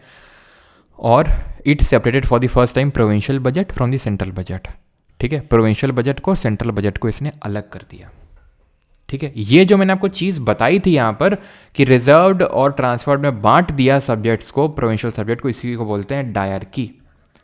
तो डायरकी कहाँ पर आई? डायरकी आई प्रोविंसेस में, हिंदी में बोलते हैं द्वैध शासन। तो डायरकी कहाँ आई? प्रोविंसेस में। अब जस्ट इसका उल्टा 1935 ने किया। 1935 ने धीरे धीरे अब क्या किया? इंडियंस को ज़्यादा पावर देना शुरू किया, प्रोविंसेस में ज़्यादा पावर दी। कैसे? इसने सबसे पहले, जो मैं पॉइंट पहले पढ़ा रहा हूँ उसको पहले देखना, अपने ऑर्डर में मत देखना अपने हिसाब से, ठीक है। It abolish dyarchy in the provinces and introduce provincial autonomy in its place. यानी कि इसने प्रोविंसेस से डायरकी को ख़त्म कर दिया जो 1919 लाया था, और उनको स्वायत्ता दे दी, ऑटोनॉमी दे दी। और इसने डायरकी दे दी किसको? यहाँ पे लिखा नहीं है, ध्यान रखना। It introduce dyarchy at the central level. अब वही डायरकी को सेंटर में इंट्रोड्यूस कर दिया। Introduced dyarchy at centre. इसने एक ऑल इंडिया फेडरेशन बनाने की बात कही कि भाई सभी लोग आ जाओ मिलके एक फेडरेशन बनाते हैं। जैसे आज इंडिया में फेडरेशन एग्जिस्ट करता है, सेंटर है और स्टेट्स हैं, तो वैसे इसने बोला कि आ जाओ, प्रोविंसेस आ जाएंगे और प्रिंसली स्टेट एज यूनिट आ जाएंगे, सब लोग फेडरेशन बनाते हैं। लेकिन कभी एग्जिस्टेंस में आ नहीं पाया, ध्यान रखना इस चीज़ को। ये एक्ट ध्यान रखना 1935 में आया था, लेकिन ये लागू कब हुआ था एक्ट? जैसे हमारा संविधान तो अडॉप्ट तो 26 नवंबर 1949 को कर लिया था, लेकिन लागू कब हुआ था? 26 जनवरी 1950 को। तो ऐसे एनफोर्स लागू होता है ये 1 अप्रैल को 1937 को, 1937 को लागू होता है, ठीक है। तो इसने क्या किया? डायरकी हटाई प्रोविंसेस से और सेंटर में डायरकी दे दिया और प्रोविंसेस को ऑटोनॉमी दे दी। और इसने अब 1919 वाले ने क्या किया था? आंख बंद करो और सोचो, अभी आंख बंद करो जल्दी से। उसने क्या किया था? डायरकी दी प्रोविंसेस को और सेंटर में दिया बाइकैमरल लेजिस्लेचर। इसका उल्टा क्या होगा? सेंटर को दे दो डायरकी और प्रोविंसेस को दे दो बाइकैमरल लेजिस्लेचर। वही आंखें खोल लो, अब 1935 के एक्ट ने किया। सारी प्रोविंसेस में नहीं, 11 प्रोविंसेस थी, उनमें से 6 को इसने दे दिया बाइकैमरलिज्म। एक अपर हाउस होगा, एक लोअर हाउस होगा। It reserved certain number of general seats for the depressed classes. Schedule caste के लिए उसने कुछ सीट्स रिजर्व कर ली और विमेंस के लिए भी। ध्यान रखना, अभी ऐसा मत समझना कि कोई यूनिवर्सल एडल्ट फ्रेंचाइज आ गया था, हर कोई वोट दे रहा है 18+ ना। ओनली 14% ऑफ टोटल पॉपुलेशन का सिर्फ 14% के पास ही वोटिंग राइट था। वोटिंग राइट किस बेसिस पे था? कि आप कितनी प्रॉपर्टी होल्ड करते हो, टैक्स भरते हो कि नहीं भरते हो, ठीक है, और आप कितने एजुकेटेड हो। इस बेसिस पे फ्रेंचाइज था, इस बेसिस पे ही आप सिर्फ वोटिंग में हिस्सा ले सकते हो। It provided for the establishment of RBI, reserve bank of India के इस्टेब्लिशमेंट की इसने बात कही, ठीक है। जो RBI आज हम देखते हैं वो इसी एक्ट के थ्रू इस्टेब्लिश हुआ था। It provided for the establishment of not only a federal public service commission. Federal public service commission का मतलब है सेंटर के लिए जो एक होगा, है ना। जैसे कि आज IAS, IPS और IFOS, that is Indian administrative service, police service और इंडियन फॉरेस्ट सर्विस, वो फेडरल पब्लिक सर्विस कमीशन से आती है। But also a provincial public service commission भी इसने दे दिया and a joint public service commission. जैसे आज हम लोग, मैंने आपको पढ़ाया था ना, एक तो हमारा आर्टिकल नंबर 315 से 323 में आता है, इसमें फेडरल भी आता है, प्रोविंशियल भी आता है, ठीक है। फेडरल हमारा एक जो हमारा जैसे UPSC है, यूनियन पब्लिक सर्विस कमीशन, तो वो कॉन्स्टिट्यूशनल बॉडी है। स्टेट पब्लिक सर्विस कमीशन वो भी कॉन्स्टिट्यूशनल बॉडी है। लेकिन ज्वाइंट पब्लिक सर्विस कमीशन हमने पढ़ा था, एक स्टैट्यूटरी बॉडी होती है जो लॉ के थ्रू क्रिएट की जाती है। It provided for the establishment of a federal court. Federal court बनाया जो सुप्रीम कोर्ट के इस्टेब्लिशमेंट के साथ ख़त्म हो गया, इफ़ यू नो, 28 जन 1950, ठीक है। तो 28 जनवरी 1950 को जब सुप्रीम कोर्ट इस्टेब्लिश होता है, बंद मतलब शुरू होता है, तो वहीं से फेडरल कोर्ट के सारे पावर्स जो हैं सुप्रीम कोर्ट के पास आ जाते हैं। ठीक है, जो फेडरल कोर्ट यहाँ बनी थी, जो इसके पास पावर्स थे। इसने बर्मा को इंडिया से अलग कर दिया। ठीक है, इसने 2 प्रोविंसेस उड़ीसा और सिंध अलग किए, उतना इंपॉर्टेंट पॉइंट नहीं है। It provided for the establishment of federal railway authority, important नहीं उतना। ठीक है, ये भी उतना इंपॉर्टेंट नहीं है कि ठीक है कि ऑडिटर जनरल एक अलग से अपॉइंट किया for the federation and the provinces. 10, 11, 12 उतने इंपॉर्टेंट नहीं है। ठीक है, मैं रिवाइज करवाता हूँ आपको बिकॉज यहाँ से ख़त्म है अब, कि पूरा नहीं, सिर्फ 1930 वाला, 1935 वाला। ठीक है, 1935 ने क्या किया, आंखें बंद करो, प्रोविंसेस से डायरेक्टरी हटाई, उसको ऑटोनॉमी दी। प्रोविंसेस को बाईकैमरल लेजिस्लेचर दिया और सेंटर को directory they the. 6 out of 11 provinces को इसने डायरेक्टरी दी, बाईकैमरल लेजिस्लेचर दिया।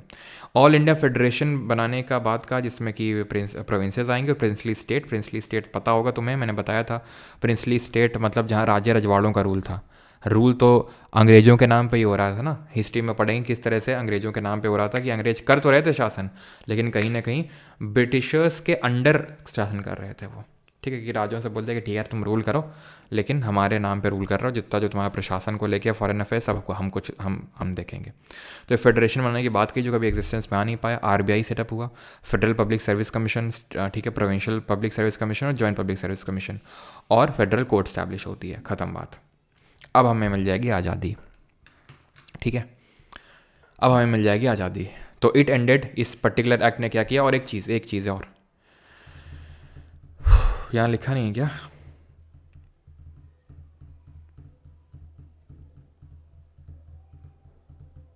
यहाँ पे लिखा तो होना चाहिए था।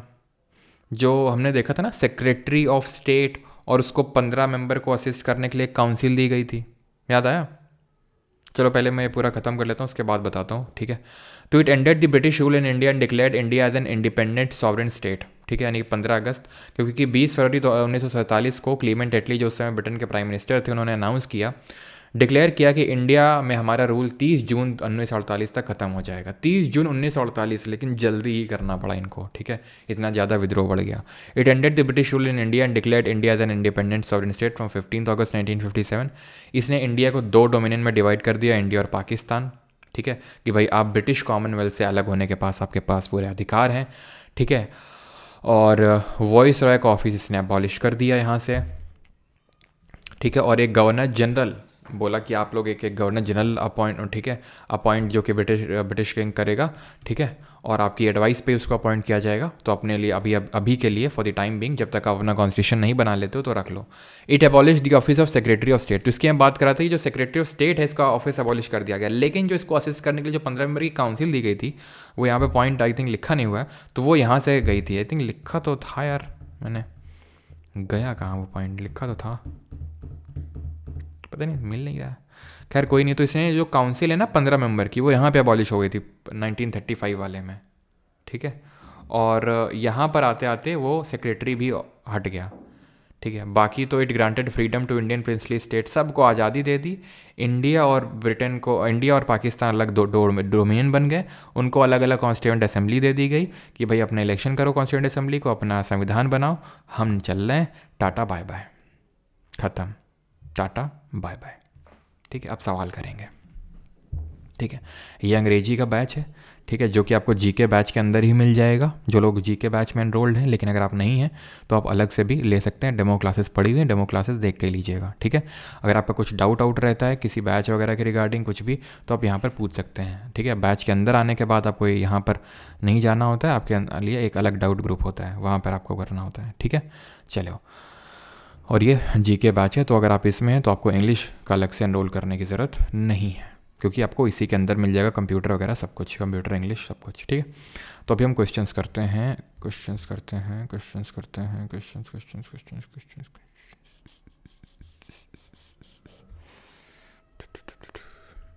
पहले किसके कर लें, यूपीएससी वाले कर लें कि एसएससी वाले कर लें, बताओ जल्दी से। कौन से कर लें पहले, थोड़ा हल्का कर लें, नहीं तुम लोग को अगले हो सर शुरू से ही। नहीं डिलीट तो नहीं किया होगी।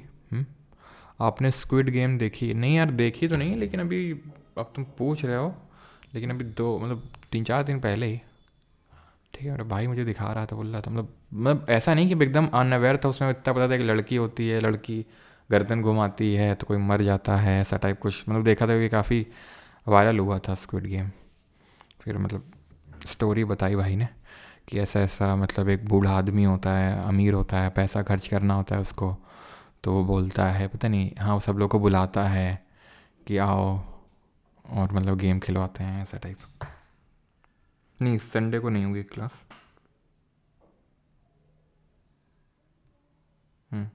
चलो तो दैट हेल्पिंग मतलब बुक आउट ऑफ स्टॉक है। अच्छा अच्छा लास्ट में मर जाता है, लेकिन भाई तो बोला तो मरता नहीं है वो, भाई तो बोला तो मरता नहीं है वो गेम में, अगर कोई भी हिल जाता है तो वो मर जाता है, ऐसा कुछ है ना। चलो east India company lost all it's administrative powers. कब एडमिनिस्ट्रेटिव पावर उसके चले गए थे? तो 1858 के एक्ट के थ्रू, ठीक है। कॉमर्शियल तो 1833 के थ्रू ही चले गए थे 1833 में, लेकिन 1858 से पूरा ही सब कुछ ही चला गया था, ठीक है। In 1600 East India company acquired a charter from, तो चार्टर किससे एक्वायर किया था? क्वीन एलिजाबेथ द फर्स्ट से। In which of the following years did the East India company abolish the dyarchy, dyarchy system को कब अबॉलिश किया गया था? बताइए जल्दी से। तो बंगाल से डायरकी को अबॉलिश किया गया था। ये एक्चुअल में हिस्ट्री का पार्ट है, आपने नहीं पढ़ा यहाँ पे, हिस्ट्री में पढ़ेंगे कि भाई डुअल गवर्नमेंट आया था इलाहाबाद की ट्रीटी से और वो ख़त्म हो गया था, वॉरेन हेस्टिंग ने इसको ख़त्म किया था, ठीक है।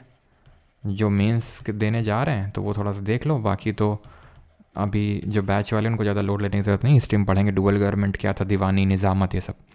Under the regulating act of 1773 supreme court was established by the British emperor in which of the following cities. तो सुप्रीम कोर्ट कहाँ पर स्टैब्लिश किया गया था रेगुलेटिंग एक्ट ऑफ 1773 से? तो कैलकाटा में स्टैब्लिश किया गया था, जहाँ पर एक CJI होगा और 3 अदर जजेस होंगे, याद आया। Which act was passed by the British parliament to control the territories of the East India Company majorly in Bengal in the year 1773। तो देख लो यहाँ पर आपको सिर्फ यही आइडेंटिफाई करना है कि 1773 का क्या था, चार्टर था, रेगुलेटिंग था, काउंसिल था या फिर गवर्नमेंट थे। तो काउंसिल तो हम दो पढ़ते हैं, एक तो 1861 वाला भी था और एक 1909 वाला था, ठीक है। गवर्नमेंट ऑफ इंडिया 1919 का भी था, 1935 का भी था और 1947 का भी था। चार्टर एक्ट अगर बात करें 1813 का था, 1833 का था, ठीक है। रेगुलेटिंग एक्ट था 1773 का। 15 विच of the following act introduce the system of dyarchy in the provincial administration. Provinces में डायरकी कौन लाया? डायरकी अब आप समझ गए, यानी प्रोविंसेस में लाया गया है, यानी प्रोविंशियल सब्जेक्ट को दो कैटेगरी में बांट दिया गया है, एक को बोला गया रिजर्व्ड और एक को बोला गया है ट्रांसफर्ड, ठीक है, ट्रांसफर्ड। तो रिजर्व में कौन से कौन से इंपॉर्टेंट सब्जेक्ट्स थे आपके? तो जैसे इंपॉर्टेंट लाइक कि हमारा पुलिस हो गया, लैंड रेवेन्यू हो गया, प्रिजन हो गया, एडमिनिस्ट्रेशन ऑफ जस्टिस हो गया, ट्रांसफर्ड में हेल्थ हो गया, लोकल गवर्नमेंट हो गया, ठीक है, ये सब। तो गवर्नमेंट ऑफ इंडिया 1919 ने दिया, जिसको मॉन्टैगी चेल्मसफोर्ड रिफॉर्म्स के नाम से जानते हैं। Which among the following act establish the dual system of control by the British government and the East India company. तो डुअल सिस्टम ऑफ कंट्रोल कौन लाया था, जिसमें कुछ ब्रिटिश गवर्नमेंट देख रहा था, कुछ ईस्ट इंडिया कंपनी देख रहा था? तो ये क्या है? तो ये था आपका 1784 का पिट्स इंडिया एक्ट। याद करो, कोर्ट ऑफ डायरेक्टर तो पहले से एग्जिस्ट कर रहा था, 1784 का आया एक्ट, उसने बोला कि भाई एडमिनिस्ट्रेशन कौन मैनेज करेगा? ब्रिटिश गवर्नमेंट करेगी, उसके लिए बोर्ड ऑफ गवर्नर क्रिएट किया एक। और इन दोनों को हटाया किस एक्ट से किया गया था, जरा बताइए, जो बोर्ड ऑफ गवर्नर है और कोर्ट ऑफ डायरेक्टर्स हैं। The proclamation of which act by the king of England in 1773 paved the way for the establishment of the supreme court at Calcutta.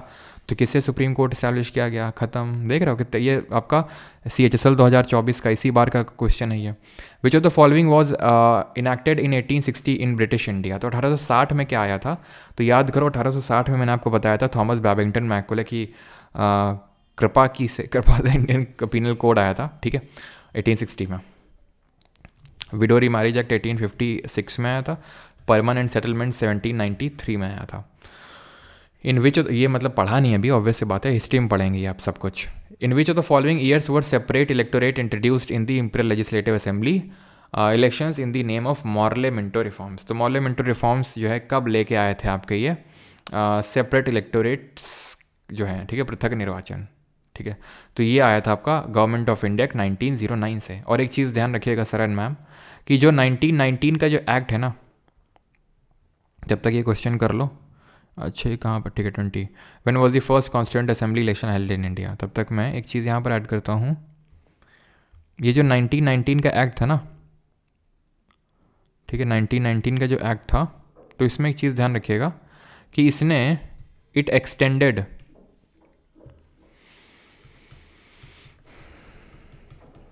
It extended the system of separate electorate, the system of, कोई खेलेगा free fire, बेटा पढ़ लो, separate electorate, free fire है, 1 ही 2 साल का है free fire, electorate, देखो free fire के चक्कर में स्पेलिंग गलत हो गई,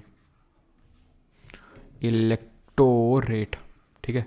सेपरेट इलेक्टोरेट इसने एक्सटेंड किया, कैसे एक्सटेंड किया, अभी तक तो मुस्लिम्स के लिए था 1909 से, अब विमेन को, ठीक है, एंग्लो इंडियन को, क्रिश्चियन को, इन सबको भी दे दिया गया, ठीक है, इन सबको भी सेपरेट इलेक्टोरेट दे दिया गया था, ठीक है। ये चीज़ ध्यान रखिएगा, जो 1909 ने स्टार्ट किया था। तो इलेक्शंस कब हुए थे सबसे पहले, जुलाई 1946 में हुए थे, option number B. Pitt's India act कौन सा था, याद करो, जेम्स पिट नाम था किसका, सर जल्दी करो, बीजीटी अब पीक पॉइंट पे जा रहा है, अच्छा पीक पॉइंट पे जा रहा है, रुको यार मुझे भी देखना है, तो तुम लोग बार बार मेरी क्यूरोसिटी बढ़ा देते हो। मैं फिर क्रिक बस डालता हूँ, crickbus.com पे जाता हूँ जल्दी से, और 345, ओहो हो 94, वाशिंगटन सुंदर की हाफ सेंचुरी हो गई, और सेंचुरी होने वाली रेड्डी की, मज़ा आ गया भाई, मज़ा आ गया एकदम। पिट्स इंडिया एक्ट ऑफ 1784, ठीक है, 1784, 1784। हाफ लोफ सिस्टम किसको बोल रहे थे, 1784 वाले को बोल रहे थे, याद करो क्यों, it act as a mediator between the East India Company and the British Parliament. देख रहे हो कितना आसान है सब कुछ। As a result of which act did Queen Victoria जो थी, who was a monarch of Britain, also became the sovereign of British territories India with the title of Empress of India 1858। तो 1858 में जब गवर्नमेंट ऑफ इंडिया एक्ट आया था, ध्यान रखिएगा, जब गवर्नमेंट ऑफ इंडिया एक्ट आया था तो उस समय क्वीन कौन थी, तो क्वीन विक्टोरिया थी। तो ये इंडियन काउंसिल, अच्छा ये बताओ, ये मैच जो होता है ये किस उस पर आ रहा है, जैसे ऑनलाइन देखना हो तो जियो पे आ रहा है क्या, तो ये आपका गवर्नमेंट ऑफ इंडिया एक्ट था 1858 का, क्वींस प्रोक्लेमेशन के नाम से जाना जाता है। ध्यान रखना कौन था, क्वीन विक्टोरिया थी, मैं लिख देता हूँ वहाँ पर। किस पे आ रहा है, जियो पे आ रहा है, ज़रा बताना। 1858 कहाँ गए भैया, अरे भैया कहाँ गए, जल्दी आ जाओ। तो विक्टोरिया थी, यहाँ पर लिख देता हूँ मैं, ठीक है, क्वीन कौन थी, विक्टोरिया थी, ठीक है। हॉट स्टार पे आ रहा है, अच्छा हॉट स्टार पे पैसा लेते हैं क्या हॉट स्टार वाले। This the dash is an act of the parliament of the UK that partition British India into a new independent dominion of Indian Pakistan. तो किसने वो कर दिया, डीपी की जीके कैसे करें, देव शर्मा जी, एक अलग से मैं वीडियो बनाऊंगा तो उसमें मैं सब कुछ बताऊंगा, ठीक है। तो इंडियन इंडिपेंडेंस एक्ट ऑफ 1947, ठीक है, Indian independence act of 1947। Who which among the following act discarded the dyarchy system at the provinces, किसने प्रोविंसेस से डायरकी खत्म करके सेंटर को डायरकी दे दी थी, बताओ जल्दी से। इसको सर प्राइवेट मत करिएगा, इनकम टैक्स इंस्पेक्टर, अच्छा अब क्योंकि यार तुमने इनकम टैक्स इंस्पेक्टर तुम्हारा नाम है ना, यूज़र नेम, इसलिए बस इस बात पे छोड़ रहा हूँ, इनकम टैक्स इंस्पेक्टर का मान रखने के लिए बस, ठीक है। Under which of the following act the board of control was established in the England to control and supervise the administration of India. तो बोर्ड ऑफ कंट्रोल स्टैब्लिश, तो स्टैब्लिश किससे किया था, बोर्ड ऑफ गवर्नर को 1784। I think यार कर लोगे यार, बड़े लोलू टाइप क्वेश्चन लग रहे हैं सब ये, ठीक है, ठीक है। अब कर, पहले वो कर लेंगे यूपीएससी वाले, कि कैसे हमें भी मैच देखने की तड़प उठ रही है।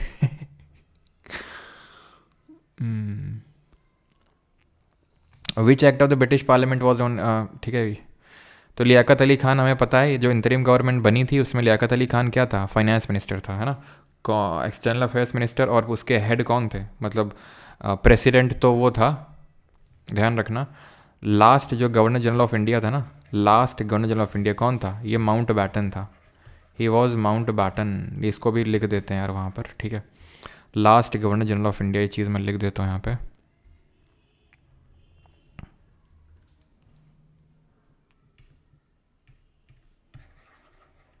ठीक है। आउट हो गया, क्या बात कर रहा है यार, ये रिफ़्रेश क्यों नहीं हो रहा है, तुम लोग यार बार बार कुछ ना कुछ बोल देते हो, मुझे फिर से जाके चेक करना पड़ेगा कहाँ आउट हुआ है। जो भी ये फैला रहा है ना खबरें, ये ब्लॉक कर दूंगा, सीधा बता रहा हूँ, इन सब चीज़ों से मजाक नहीं करते हैं, छोड़ रहा हूँ बस। Governor general of India, last governor general of India कौन था, ये माउंट बैटन था, ठीक है, माउंट बैटन। और फिर ये एक इंडियन के हाथ में चली गई थी कि भाई अब इंडियन भी अपना गवर्नर जनरल ऑफ इंडिया रख सकते हैं। तो पहला इंडियन जो गवर्नर जनरल ऑफ इंडिया बना था वो सी राजगोपालाचारी थे, ये पहले इंडियन थे जो गवर्नर जनरल ऑफ इंडिया बने हो, और आखिरी भी यही थे क्योंकि इसके बाद इस पोस्ट को ही ख़त्म कर दिया गया था। C Rajagopalachari, Chari, only Indian to become governor general of India. ठीक है, तो सिर्फ यही एकमात्र इंडियन थे। ठीक है, तो ये इंतरिम गवर्नमेंट की जो बात हो रही है, कहाँ गए वो लियाकत अली खान। तो इंतरिम गवर्नमेंट जो 2 सितंबर 1946 को बनती, उसमें माउंट बैटन प्रेसिडेंट था, वाइस प्रेसिडेंट हमारे नेहरू थे। ठीक है, होम मिनिस्टर हमारे सरदार पटेल थे, वो हम पहले ही पॉलिटी में पढ़ चुके हैं। ठीक है, which act of British Parliament was also known as East India Company act of 1793। तो East India Company act of 1793 किसको बोला गया? ये गवर्नमेंट ऑफ इंडिया एक्ट नहीं था, गवर्नमेंट ऑफ इंडिया एक्ट आना शुरू हुए थे आपके 1919 से, चार्टर एक्ट था ये। ठीक है, ऑप्शन नंबर बी। अगला है, Which of the following act enacted by British Parliament provided for the establishment of a law commission? Law commission किससे बनाया गया था? 1813 से एक लॉ मेंबर दिया गया था वॉइसरॉय एग्जीक्यूटिव काउंसिल में, जो बेबिंगटन मैकुले बना था। लेकिन लॉ कमीशन आया था 1833 से, जिससे कि पूरी तरह से प्योरली एडमिनिस्ट्रेटिव बॉडी बन गई थी हमारी जो ईस्ट इंडिया कंपनी है। और क्या हुआ था? Governor general of Bengal governor general of India बन गया था। पहला गवर्नर जनरल ऑफ इंडिया कौन बना था? Under which of the following act of British India did the British government take direct control over the administration of India in its own hand? तो direct control चला गया था। CPO 2024 और CGL 2024 दोनों में पूछा गया। Direct control of administration of India in its own hand, सीधा पूरा कंट्रोल चला गया था। ठीक है, किस एक्ट के through? Under which of the following act of the did the British government take direct control of the administration of India in its own hands? तो 1858 डायरेक्ट कंट्रोल ले लिया था 1858 के एक्ट से। ठीक है, which of the following act provided for the title of viceroy to the governor general of India? तो viceroy का टाइटल जो है 1858 के एक्ट से मिला था, 1858। Under which act did the British crown established over India? तो British crown 1858। ठीक, रूल ऑफ लॉ का कॉन्सेप्ट किसने दिया था? ये तो पॉलिटी का क्वेश्चन है, हम पढ़ चुके हैं। एवी डाइसी ने रूल ऑफ लॉ का कॉन्सेप्ट दिया था, ध्यान रखना, कानून के शासन का अवधारणा दी थी। एक आखिरी क्वेश्चन करो और उसके बाद हम अब करेंगे जो यूपीएससी वाले क्वेश्चन है, और बाकी तुम आगे अब देखना अपने हिसाब से। ठीक है, फिर मैच देखने का समय आ चुका है, क्योंकि अब है ना स्टार स्पोर्ट्स 1 लाइव पे फ्री स्ट्रीम होता है। अच्छा, लाइव क्या नाम? Star sports 1। ओके, ठीक है, देखते हैं स्टार स्पोर्ट्स 1 पे। जय रेड्डी की सेंचुरी आने वाले, जल्दी खत्म करिए, कर रहे हैं यार। 1909 they are also called as Indian council act. बिल्कुल गवर्नमेंट ऑफ इंडिया एक्ट मत लगा देना। They increase the strength of legislative council की स्ट्रेंथ इंक्रीज कर दी, 16 से 60 कर दी थी। Right to separate electorate was given to the Muslims, तीनों सही हैं। ठीक है, 40 तक कर लेते हैं। Not included in the Pitt's India act of 1784 में क्या इंक्लूड नहीं था? All the debts of the East India Company were taken over by the British government of India. पूरा खर्चा, पूरा जो कर्ज था वो ईस्ट इंडिया कंपनी का, वो ब्रिटिश गवर्नमेंट ने ले लिया। क्या मैंने ऐसा कुछ पढ़ाया था पिट्स इंडिया एक्ट में? हटा तो दो जरा इसको। आखिरी सवाल कर लो। How many members were there in the council of state under the government of India 1919 passed by the parliament? तो 16 से 60 किया गया था। ठीक, बाकी क्या यार तुम लगा लेना। अब हम जो है चलेंगे नहीं, पहले यूपीएससी क्वेश्चन कर लेंगे, क्योंकि यूपीएससी के कुछ ही क्वेश्चन है, आई थिंक 9 क्वेश्चन है, जल्दी जल्दी कर लेते हैं। ठीक है, चलो पहला क्वेश्चन करो। विद रेफरेंस टू, ये इसी बार के सिविल सर्विसेज के पेपर में पूछा गया है। With reference to government of India 1935 consider the following statements. It provided for the establishment of an all India federation based on the union of the British Indian provinces and princely state as units, बिल्कुल सही है। Defence और foreign affairs जो हैं were kept under the control of the federal legislature. Defence और foreign affairs को central federal legislature, because बिल्कुल important subject हैं तो उसी में रखा होगा। अब ये चीज़ तो आपको क्लियर हो गई ना, मैं आपको फिर से दिखा देता हूँ एक बार कि जो 1935 का एक्ट था, जैसे आज हमारा डिवीजन होता है सेंट्रल लिस्ट और स्टेट लिस्ट और कंकरेंट लिस्ट, तो वैसे ही गवर्नमेंट ऑफ इंडिया एक्ट 1935 ने डिवाइड करके रखा हुआ था। ठीक है, देख सकते हैं कहाँ गया वो, देख सकते हो आप। ठीक है, कि ये रही आपके, आई थिंक ये मैंने बताया नहीं था, फेडरल लिस्ट यानी कि सेंट्रल लिस्ट हो गई, जैसे कि 7 शेड्यूल में आज होता है। प्रोविंशियल लिस्ट हो गई हमारी, और कंकरेंट यानी कि जो संवर्ती सूची। कंकरेंट लिस्ट जरा बताओ हमने कहाँ से लिया? अपने इंडियन कॉन्स्टिट्यूशन में। आज हमें पता है यूनियन लिस्ट होती है, तो वैसे उस समय फेडरल लिस्ट होती थी। आज हमें पता है स्टेट लिस्ट होती है, तो उसी तरह प्रोविंशियल लिस्ट होती थी, और कॉन्करेंट लिस्ट की तरह कॉन्करेंट। जैसे आज हमारे रेजिडुअरी पावर किसके हाथ में होता है जरा बताइए? रेजिडुअरी पावर उस समय वॉइस रॉय के हाथ में हुआ करते थे। आज किसके पास होते हैं? तो आज पार्लियामेंट के पास होते हैं। यानी रेजिडुअरी पावर का मतलब हो गया कोई भी सब्जेक्ट जो इन तीनों लिस्ट में नहीं दिया हुआ है, तो उन पे लॉ बनाने का जो पावर है उस टाइम पे वॉइस रॉय के पास था, जो आज हमारी इंडियन पार्लियामेंट के पास होता है। क्लियर इतनी चीज़? तो इंपॉर्टेंट सब्जेक्ट कौन रखता है? इंपॉर्टेंट सब्जेक्ट हमेशा जो सेंटर होता है वो अपने पास रखता है। Which of the following act added a law member to the governor general council India. तो लॉ मेंबर को ऐड किसने किया था गवर्नर जनरल काउंसिल में? तो ये किया था आपका लॉ मेंबर को ऐड 1813 वाले ने। इसने तो लॉ कमीशन को ही बना डाला था, याद करो। ये आपका CISF असिस्टेंट कमांडेंट का पेपर है आपका ये, ठीक है, उसका क्वेश्चन है ये। The Montagu Chelmsford reforms of 1919 recommended granting voting rights to all the women above the age of 21। ऐसा कुछ बोला था क्या मोन्टाग्यू ने? मोन्टाग्यू के टाइम पे तो 14% टोटल पॉपुलेशन को ही वोटिंग राइट मिले हुए थे, और उसमें से सारी वेमेन को दे देंगे भैया? वेमेन के लिए लोग इतने दयावान कब से हो गए? तो ये गलत होगा आपका। Government of India act of 1935 gave women reserved seats. हाँ, रिजर्व्ड सीट मिली थी कुछ, याद करो, रिजर्व्ड सीट मिली थी, है ना। चलो, the provision for separate electorate for Muslim was given in. तो सेपरेट इलेक्टोरेट किस में दिया गया था? इसने क्या किया था? एंग्लो इंडियन क्रिश्चियंस को एक्सटेंड किया था। ये अभी पढ़ा नहीं, हिस्ट्री में पढ़ेंगे ये, ठीक है। आगे 5th, not correct about Indian independence act जो है, ठीक है, इंडियन इंडिपेंडेंस, जैसे कि इंडियन काउंसिल एक्ट है 1909 का, गवर्नमेंट ऑफ इंडिया एक्ट है 1919 का, गवर्नमेंट ऑफ इंडिया एक्ट है 1935 का, ऐसे इंडियन इंडिपेंडेंस एक्ट है 1947 का। तो इस बिल ने the bill for the Indian independence act was introduced in parliament on July 4 and received the royal assent on 18 July. तो ये हम लोगों ने पढ़ा नहीं, लेकिन ध्यान रखना, हाँ 4 जुलाई को इंट्रोड्यूस किया गया था और 18 जुलाई को ये इसको असेंट मिली थी। लेकिन मान लेते हैं नहीं पता है हमें, गलत पूछा है, देखते हैं आगे बढ़ते हैं। Act of 1947 laid down the basic framework of the Indian constitution. इसने बेसिक फ्रेमवर्क रखा था। भाई इसमें ऐसा क्या था कि बेसिक फ्रेमवर्क आ गया था? कुछ नहीं था। 1947 वाले एक्ट ने ये बोला था कि आप लोग यानी इंडिया और पाकिस्तान अलग अलग अपनी कॉन्स्टिट्यूएंट असेंबली बनाओ, संविधान सभा बनाओ, और वो आप अपने हिसाब से कानून बनाओ, अपने हिसाब से कॉन्स्टिट्यूशन बनाओ। वो कॉन्स्टिट्यूएंट असेंबली कॉन्स्टिट्यूशन बनाएगी। इसने थोड़ी ना कॉन्स्टिट्यूशन कुछ ऐसा बना के दिया था कि ये बेसिक फ्रेमवर्क है, इसी हिसाब से कॉन्स्टिट्यूशन बनाना, ध्यान रखना, ठीक है, जैसे हम बता रहे हैं, ऐसा कुछ नहीं था। तो ये गलत हो जाएगा। इसने इंडियन डोमिनियन को 2 सेपरेट डोमिनियन में डिवाइड कर दिया था, इंडिया और पाकिस्तान से। ये the act empowered the constituent assembly of each dominion to have unified. तो अगर आपको नहीं भी पता है तो भी आप कर सकते हैं कि ये सही है, ये सही है, यही गलत है आपका, ठीक है। 6th क्वेश्चन करो। प्रोविंशियल ऑटोनॉमी किसने दी थी? भाई बड़ा आसान सा है। 1919 वाले ने प्रोविंसेस को डायरेक्टली दे दी थी, इसने प्रोविंसेस को ऑटोनॉमी दे दी थी 1935 वाले ने, और डायरेक्टली दे दिया था सेंटर को, है ना। अब यहाँ पर पूछ रहा है कि जो 1919 का एक्ट है, इसने प्रोविंशियल सब्जेक्ट को 2 पार्ट में डिवाइड किया, रिजर्व्ड और ट्रांसफर्ड। तो पूछ रहा है रिजर्व्ड में कौन सा आता है? ड्रिंक ब्रेक चल रहा है सर, अच्छा, तो आराम से कर लो अभी फिर, ठीक है। करो इस क्वेश्चन को जल्दी से, बताओ जरा, ड्रिंक ब्रेक चल रहा है। तो हमने पढ़ा था कि 1919 वाले एक्ट ने डायरेक्टी लाया था प्रोविंसेस में, और प्रोविंसेस में डायरेक्टी का मतलब ये होता है जहाँ पे आप प्रोविंशियल सब्जेक्ट्स को 2 पार्ट में डिवाइड कर, रिजर्व और ट्रांसफर्ड। तो रिजर्व में आपका एडमिनिस्ट्रेशन ऑफ जस्टिस, जो इंपॉर्टेंट सब्जेक्ट होंगे वो आएंगे, ठीक है। तो रिजर्व पूछा है ना, तो 1 आएगा, 4 आएगा, और लैंड रेवेन्यू आएगा 1, 3, 4। ये लोकल सेल्फ गवर्नमेंट हो गया, ठीक है, हेल्थ हो गया, एजुकेशन हो गया, ये सब ट्रांसफर्ड में आएंगे, ठीक है। ये सब किस में आएंगे? ट्रांसफर्ड में, clear. And the second last question is this, by which of the following act, ये आपका सिविल सर्विसेज 2023 यानी पिछली बार के सिविल सर्विसेज का पेपर है। By which of the following act the governor general of Bengal became governor general of India. बताओ कितना बेसिक सा क्वेश्चन है।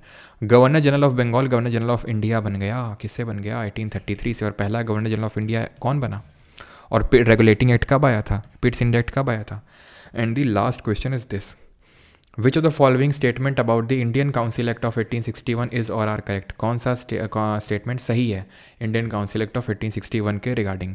तो यहाँ ध्यान रखना, फर्स्ट बना था बेंटिक, है ना, बेंटिक बना था, और ये 1773 में आया था, और ये आपका 1784 में आया था। तो 1861 वाले ने एनलार्ज कर दिया था गवर्नर जनरल के council for the purpose of making laws. याद करो, गवर्नर जनरल है, 4 ऐसे थे इलेक्ट्रॉन 6 इलेक्ट्रॉन और बनाए थे, 6 मेंबर और आ गए थे कि नहीं आ गए थे? वही तो है 1861 वाले ने, जिसने कि क्या लाया था? इसी ने क्या लाया था? पोर्टफोलियो सिस्टम लाया था।